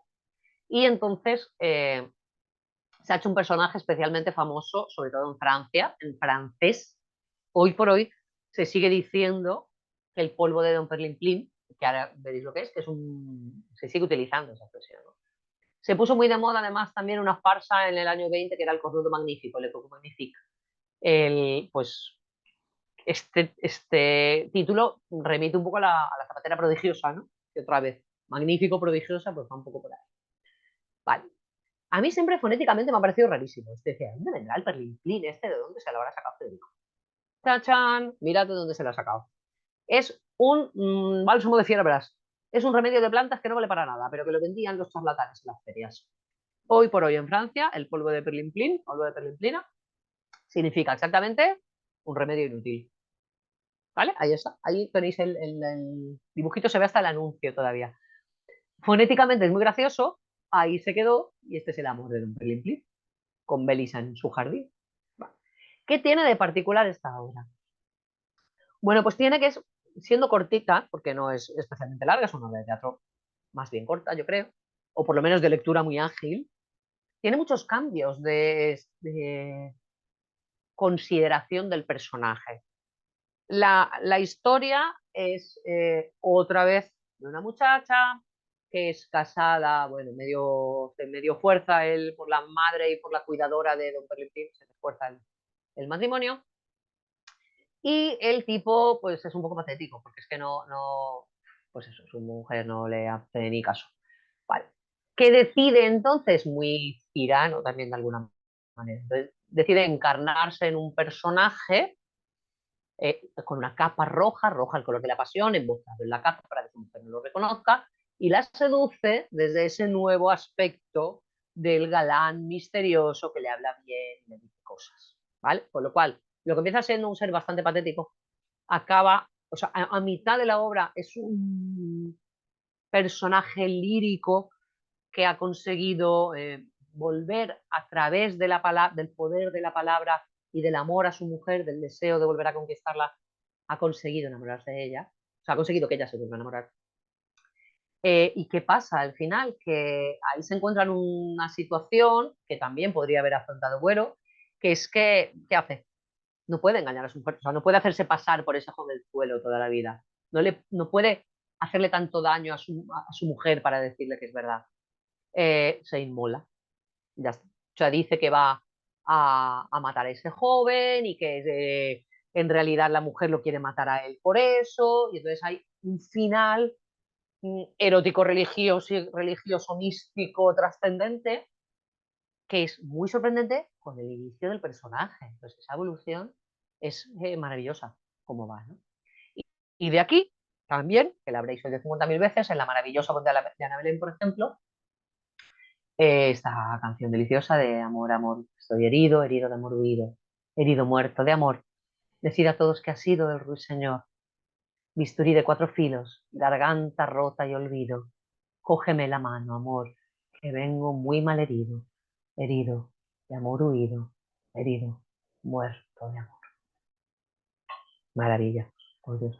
Otra vez, herido de amor huido, hablábamos antes de la caza, del amado, del ciervo herido, el salir sin ser llamado y ya era sido, la persecución del amante, muy presente en la literatura popular, el ruiseñor también, como figura que canta, eh, como el poeta que canta, y como muy en la línea de Lorca ya hay presagios de lo que va a pasar luego. Bisturí de 4 filos, garganta rota y olvido. Su mujer pide una espada para cortarle la garganta y que no mate al amante, solo que el amante es el marido, pero eso su mujer no lo sabe, ¿no? Entonces esta maravilla está aquí. Fijaros qué precioso el cartel este de la Universidad Carlos III, que es el ruiseñor muerto en la jaula abierta. Qué metáfora visual más maravillosa, ¿no? El ruiseñor herido, pero ya da igual que la jaula está abierta, ya no puede escapar, ya está herido, muerto de amor. Aunque esté la puerta abierta. Es tarde. Yerma, historión también del siglo. ¿Qué le pasa a Yerma? Bueno, Yerma no acepta su destino. Yerma, digo no acepta su destino porque lo vamos a ver desde la tragedia, digamos, ¿vale? Desde la tragedia griega, quiero decir. Yerma no va a ser madre, esto lo sabemos. Y no va a ser madre porque las dos opciones que tiene para ser madre es serlo con su marido o serlo con su exnovio, con su amante. Bueno, con su amante no, con su exnovio, ¿vale? O al que se lo propone, que la madre se lo propone, dice, bueno, pues es que mi hijo puede darte un hijo. Ella, por supuesto, no quiere. No quiere porque es una mujer casta, no le parece bien tener hijos con otro, más que nada otra vez por la fuerza social. Yo estoy segura que si no hubiera habido esa fuerza social, lo hubiera tenido con quien hubiera hecho falta, ¿vale? Pero no. O sea, con Víctor no lo puede tener. Vale, pues entonces con su marido. Pues su marido ni puede ni quiere. Ella le empieza a coger un rencor horroroso a su marido porque para ella es importantísimo y a su marido le da un poco igual. Pero es que además luego su marido no puede. Cuando siempre ha sido ella la que se ha echado la culpa de no tenemos porque yo no puedo, tal, tal. Vale. ¿Esto cómo acaba? Mal, porque ya os he dicho que en Lorca no hay salida a los conflictos. No puedes tener hijos con otro, no puedes tener hijos con tu marido, ¿vale? Pues no hay escapatoria. Como no hay escapatoria, ¿cuál es la manera de escapar? Es que, pues suicidarse, básicamente. Hay personajes como Adela en la Casa de Bernarda Alba que se suicidan, literalmente, y personajes que se suicidan metafóricamente, como Yerma. Yerma mata a su marido. Vale. Con la muerte de su marido, ella se ha cercenado toda la escasísima posibilidad de tener hijos con su marido, la ha seccionado porque lo ha matado. Ya está. Ella, a su vez, se ha suicidado, metafóricamente, porque ya ha renunciado a lo único que le importaba, que era tener hijos. Con lo cual, no hay escapatoria, porque si lo tiene con Víctor es la muerte ética, la muerte social, porque lo ha tenido con alguien que no es su marido, y no los puede tener con su marido. Con lo cual, pues lo mata y se mata. Ella, metafóricamente. No hay forma de salir de aquí, no hay buena solución posible, ¿vale? Bueno, te hubiera dejado una ventanica abierta en algún sitio. Federico no. Ahí se queda. Un exitazo también, míralo con Rivas Chedid, mira cómo lo mira. Brasil, qué adoración, no me extraña. ¿Vale? Yo diría que Rivas Chedid más bien mira a Margarita Simón, pero bueno, aquí cada uno mira a quien le apetece. Vale. Doña Rosita la soltera. Clotilde García Picosi, la prima. Federico ha sido criado entre mujeres y a sus primas, entre su hermana, su prima, no sé qué, le da mucha importancia. Bueno, pues su prima, Clotilde García, le pasó lo mismo que le pasó a Doña Rosita la soltera, aunque ella lo explica de otra forma, ya dice que no. Lo mismo, tenía un novio que se fue de viaje y que ya cuando vuelva nos casamos y nunca más volvió el novio y ya está. Lo que pasa es que Clotilde se afana en decir que ella no lo esperó, que no fue lo mismo. Lo que también le pasa a Clotilde, que eso me parece de una belleza tremenda, que aparece en la Casa de Bernarda Alba, es lo del vestido verde, ¿vale? una escena maravillosa de la casa de Bernarda Alba es aquella en la que Adela tiene un vestido verde maravilloso, pero no se lo puede poner porque eso es una falta de respeto en el duelo, y se lo pone para salir al corral y que le vean las gallinas, o para poder lucirlo ante alguien, aunque sean las gallinas. Eso le pasó, eso lo hizo su prima Clotilde, ¿no? Entonces, esta cosa que yo la leo y digo, oh Dios mío, qué belleza, qué imaginación más maravillosa tiene Lorca, o no, de su prima Clotilde.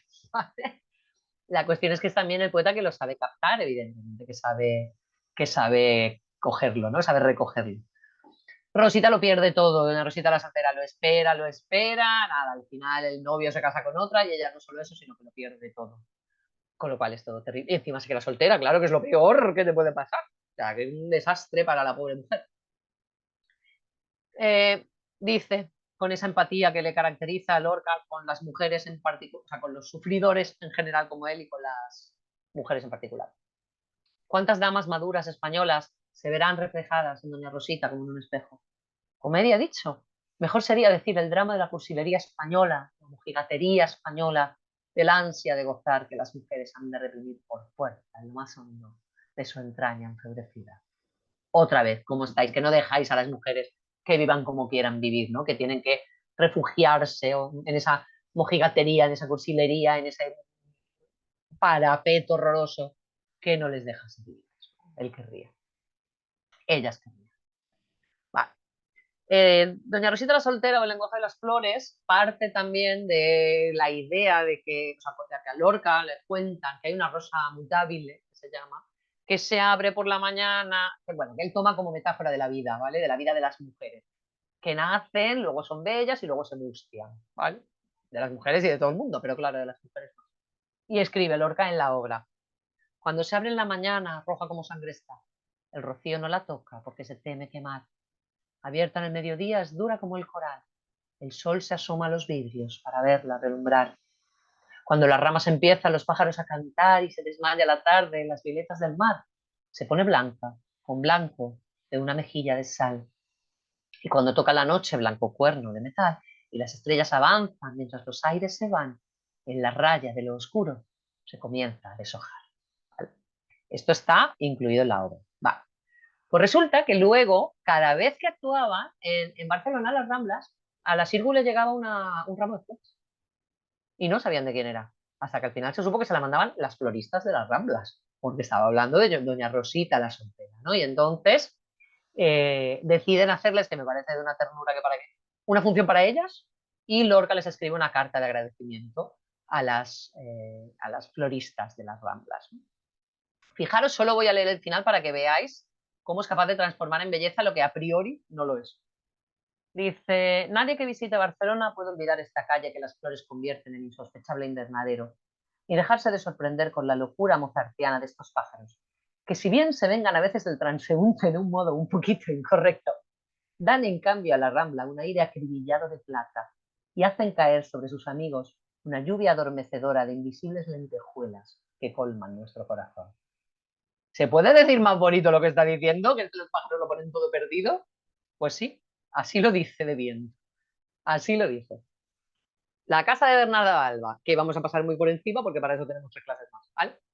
Pero ¿qué se ve aquí? Lo mismo que habíamos dicho clarísimamente antes. El poder sobre la libertad. Bernarda Alba ahí con todas sus ganas de tener a sus hijas en pintura y la libertad de las niñas. Bueno, de las niñas, de las mujeres. ¿Qué hacemos? ¿Qué hacemos contra esa represión? O la locura, muy de Buero Vallejo también, que se le vuelven locos 50.000 personajes, o te suicidas. Pues ya está. Adela se suicida literalmente, Yerma se suicida metafóricamente y María Josefa enloquece para protegerse. Pero enloquece regular. María Josefa, que es la madre de Bernarda Alba, con la historia de que está loca, dice unas verdades como puños. Es la loca lúcida, ¿vale? Es como Tiresias, como el ciego que ve más allá. Entonces, dentro del discurso de María Josefa, diremos que hay una locura muy relativa. Hay una locura porque hay cierta inconexión y tal y que cual, pero que lo que dice es de tener la cabeza muy bien puesta y vaticina lo que va a pasar después. O sea que muy loca, pero muy cuerda, ¿vale? Muy Quijote esto. Los sueños de mi prima Aurelia. Se sabe muy poquito todo.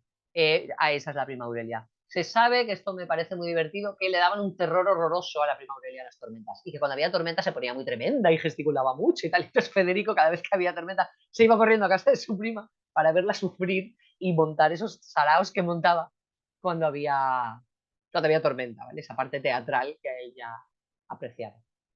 La destrucción de Sodoma o las hijas de Lot. Esto es todo lo que hay escrito de la destrucción de Sodoma y las hijas de Lot. Lo que se supone que iba a ser la trilogía: Bodas de Sangre, Yerma y esto. No han vuelto. Mujer 2, que está en el suelo cubierta con un velo, gimoteando. No.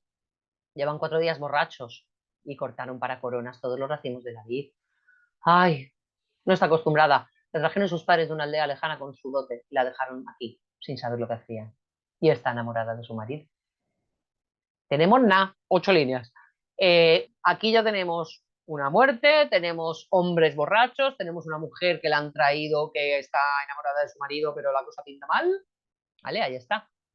Supongo que os acordáis de qué pasa con las hijas de Lot, con la destrucción de Sodoma, ¿vale? La historia, supongo que os acordáis, pero por si acaso, en la Biblia aparece que Sodoma y Gomorra son castigadas por Dios por su lujuria, y son castigadas por su lujuria porque llegan unos ángeles allí y el pueblo quiere, sobre todo los hombres del pueblo, son ángeles tan bellos que los quieren violar. Y entonces, en castigo a esa lujuria, o sea, Lot intenta proteger a los ángeles ofreciendo a cambio a sus hijas. Sabéis que en la Biblia está muy de moda esto de ofrecer a tus hijos a cambio para obtener la salvación o para satisfacer a Dios. Entonces, ofrece a sus hijas. Escapan de allí, su mujer se queda por el camino, ya los se escapan de allí, desaparecen Sodoma y Gomorra, y ellas, las chicas, creen que ha desaparecido todo el mundo, todo el resto del planeta. Entonces hay que repoblar el mundo. Bueno, pues para eso solo tenemos un hombre, es nuestro padre. Bueno, eso es un inconveniente, pero tampoco tanto porque no hay más hombres. Bueno, pues ¿qué hacemos? Vamos a emborrachar a papá y engendramos hijos de él. Toma historión que obviamente Lorca rescata, ¿vale? Ahí, ese es el título, luego no sabemos cómo hubiera acabado, pero eso es la historia que iba a contar. Comedia sin título, solo está el primer acto. Lo mismo, hace referencia otra vez que no había, como habíamos dicho antes, al teatro bajo la arena, no lo llama así, pero está hablando del teatro con chicha, digamos. Venís dice el autor otra vez dentro, metateatro otra vez. Venís al teatro con el afán único de divertiros, y tenéis autores a los que divertiros, y tenéis autores a los que pagáis, y es muy justo. Pero hoy el poeta os hace una encerrona porque quiere y aspira a conmover vuestros corazones, enseñando las cosas que no queréis ver, gritando las simplísimas verdades que no queréis oír. O sea, teatro bajo la arena. Y le dice el autor, dice, tendrá que de callarse, yo he pagado por ver el teatro, empieza ahí a interactuar con los espectadores. Pero lo que pasa es que usted tiene miedo, le dice al espectador. Sabe, porque me conoce, que yo quiero echar abajo las paredes para que sintamos llorar o asesinar o roncar con los vientos podridos a los que están fuera, a los que no saben siquiera que el teatro existe. Usted se espanta por eso. Pero váyase. En su casa tiene la mentira esperándolo. En el té, la radio y una mujer que cuando la ama piensa en el joven jugador de fútbol que vive en el hotelito enfrente. Por lo mismo que decía, bueno, quiere vivir usted en la mentira, va a vivir muy tranquilito, ¿eh? Se vive bien en la mentira. Cierras los ojos, ¿no? Como hacemos con el Lazarillo, ¿no? El Lazarillo de Tormes, de sí, bueno, todo lo que he hecho es bastante infame, pero yo vivo muy agustico. Pues esto mismo. Esto es lo que dice aquí ya el autor. Repaso general hecho por la obra. Y acabamos entonces, aquí ya nos matan a Federico. Acabamos con el crimen fue en Granada. Dejadme por Dios que os lea esta maravilla. Y damos por terminada la primera sesión, que yo ya he sometido un tuto que parece. El crimen fue en Granada. Parte 1, el crimen. Se le vio caminando entre fusiles por una calle larga, salir al campo frío, aun con estrellas de la madrugada. Mataron a Federico cuando la luz asomaba. El pelotón de verdugos no osó mirarle la cara. Todos cerraron los ojos. Rezaron, mi Dios te salva. Muerto cayó Federico, sangre en la frente y plomo en las entrañas. Que fue en Granada el crimen, sabed, pobre Granada, en su Granada. 2. El poeta y la muerte. Se le vio caminar solo con ella, sin miedo a su guadaña, y al sol en torre y torre, los martillos en yunque, yunque y yunque de las fraguas. Hablaba Federico, requebrando a la muerte. Ella escuchaba. porque ayer en mi verso, compañera, sonaba el golpe de tus secas palmas y diste el hielo a mi cantar y el filo a mi tragedia de tu voz de plata. Te cantaré la carne que no tienes, los ojos que te faltan, tus cabellos que el viento sacudía, los rojos labios donde te besaban. Hoy como ayer, gitano, muerte mía, qué bien, contigo a solas por estos aires de Granada, mi Granada. Labrad, amigos, de piedra y sueño en el Alhambra, un túmulo al poeta, sobre una fuente donde llore el agua, y eternamente diga, el crimen fue en Granada, en su Granada. Don Antonio Machado. Estupendo. Bueno, pues entonces voy a dejar de compartir esto ya. Va. Y ya vuelvo aquí a ver si habéis sobrevivido a toda esta intensidad lírico-dramática. Pues nada, estupendo, toda vuestra. Contadme, a ver, ¿qué quiere esto? Espera. Comentadme, decidme. Gracias, Amparo, gracias.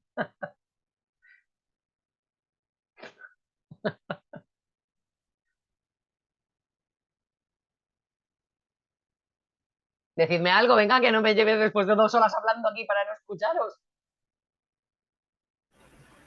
Pilar, ha sido maravilloso escuchar toda esa teoría.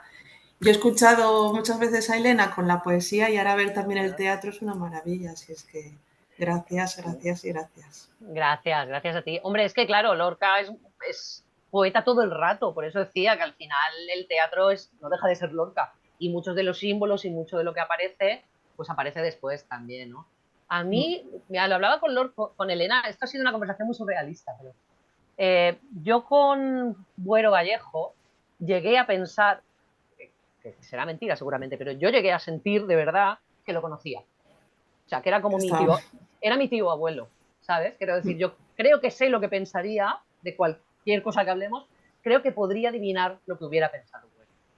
Y Lorca de momento se me escapa. O sea, o sea, no llego a tener todavía si es que se puede llegar a tener con Lorca, esa cercanía, digamos, ¿no? Entonces la Nos falta conversación, su voz.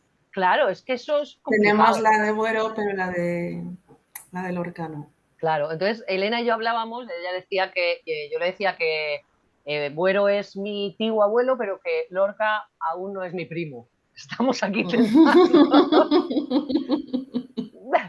Que vamos a ver si llegamos. Voy bien todavía.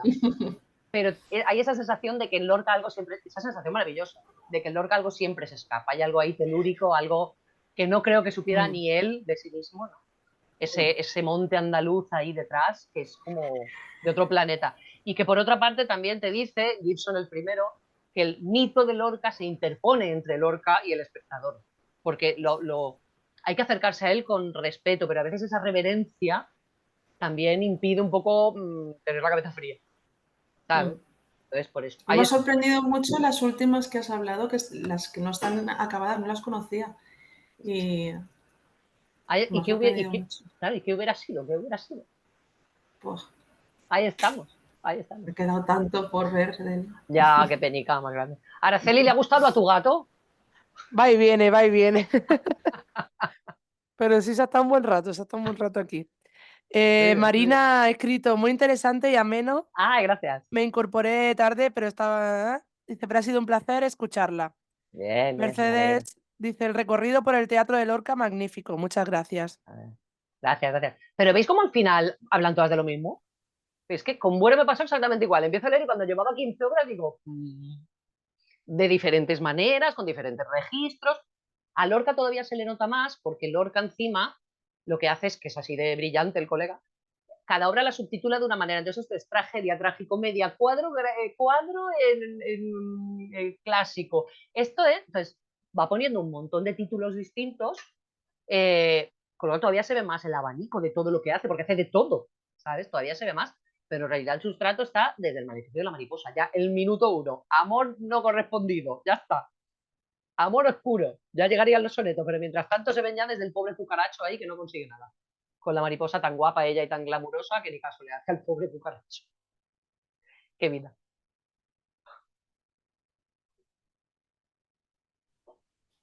Buenas, Pilar. Yo Hola. solamente sumarme al agradecimiento que haya hecho una compañera, porque la verdad es que a mí me encanta Lorca y esta tarde me ha gustado un poquito más por la forma en la que lo expresas, porque él es puro sentimiento y tú lo has hecho, bueno, pues la verdad, agradecértelo.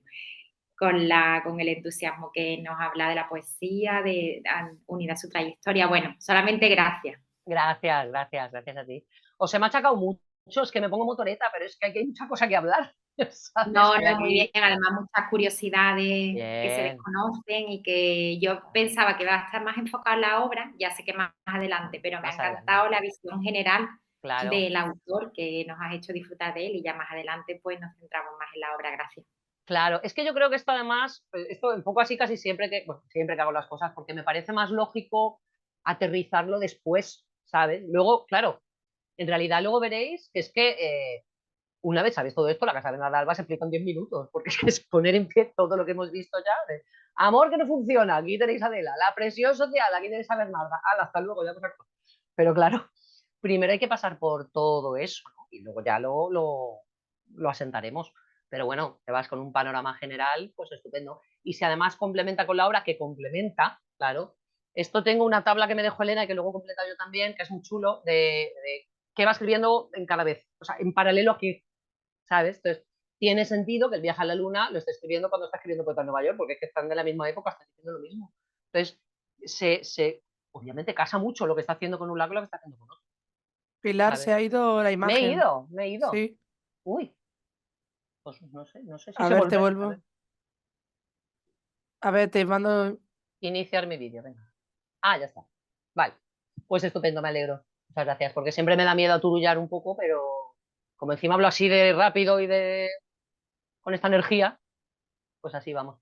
Y luego es que además, lo que os decía, hablando de Lorca, es que todo el mundo ha hablado de Lorca. Entonces, ¿cómo no vas a leer a Alexandre? ¿Cómo no vas a leer a Francisca Aguirre, que la leeremos? ¿Cómo no vas a leer a Luis Rosales? ¿Cómo no vas a Gerardo Diego? Es que como todo el mundo habla de Lorca, que eso también es un poco abrumador. Porque yo cuando hice el de Buero me leí todo Buero, toda la obra completa de Buero, y yo creo que, si no todo lo que se ha escrito sobre él, casi, pero claro, Buero es más manejable, Lorca no. O sea, Lorca llega un momento que dije, para allá, porque es que no vas a hacer otra cosa en tus próximas 7 vidas que leer sobre Lorca si no frenas en algún momento. Con lo cual, pues no sé, espero tener 7 vidas más y poder seguir enriqueciendo estos cursos y que nos veamos a los 92 aquí en esta plataforma para contar. Vale, Estupendo. Marisol dice, gracias Pilar, me ha encantado escucharte. Elena, Gracias. muchas gracias, muy ameno, genial. María Estupendo. José, ese recorrido general ha sido muy interesante, gracias. Me alegro, me alegro. Estupendo. Bueno, pues entonces, ¿alguna duda más? ¿Algún saludo para la radio? Pilar, buenas tardes. Mira, soy Susana, pero primero que nada pedir disculpas que hoy el internet aquí va fatal y no he podido ponerme la cámara, ¿vale? Vale, pero te Bueno, oigo, pues sí. me sumo al agradecimiento de las compañeras que has Gracias. hecho una síntesis con una capacidad de síntesis fantástica y muy didáctico todo y muy clarito. Muchísimas gracias. Gracias a ti, Susana. Muy bien. Gracias. Bueno, pues veremos también, porque claro, esta sesión daba para mucho. Luego ya la siguiente, que es el espacio, el tiempo. No sé yo si me va a dar para tanto, pero bueno, ya iremos viendo, ¿vale? No ha dado tiempo, pero por Dios, oír La leyenda del tiempo de Camarón, ¿vale? Y de Enrique Morente, que antes Araceli y yo estábamos haciendo pruebas para ponerla y la hemos tenido que cortar porque se nos ponía todo de punta, ¿verdad? No podemos oírla que se nos pone los pelos de punta y no podemos dar la clase. Entonces, buscadla, porfa, por ahí cuando lo vemos. La siguiente sesión, la semana que viene, tal día como hoy, en el mismo sitio a la misma hora. ¿Vale? Con la siguiente. Así que me encantará veros por aquí y contaros más cosas. ¿Estupendo? Muy bien, pues Araceli, muchísimas gracias por tu soporte técnico y moral. Aquí estamos, a lo que haga falta. Muy bien, muchas gracias. Pues nada, Que muchas vaya muy bien. gracias. A vosotras también, un placer. Chao, Vale, Sara. hasta luego. Adiós.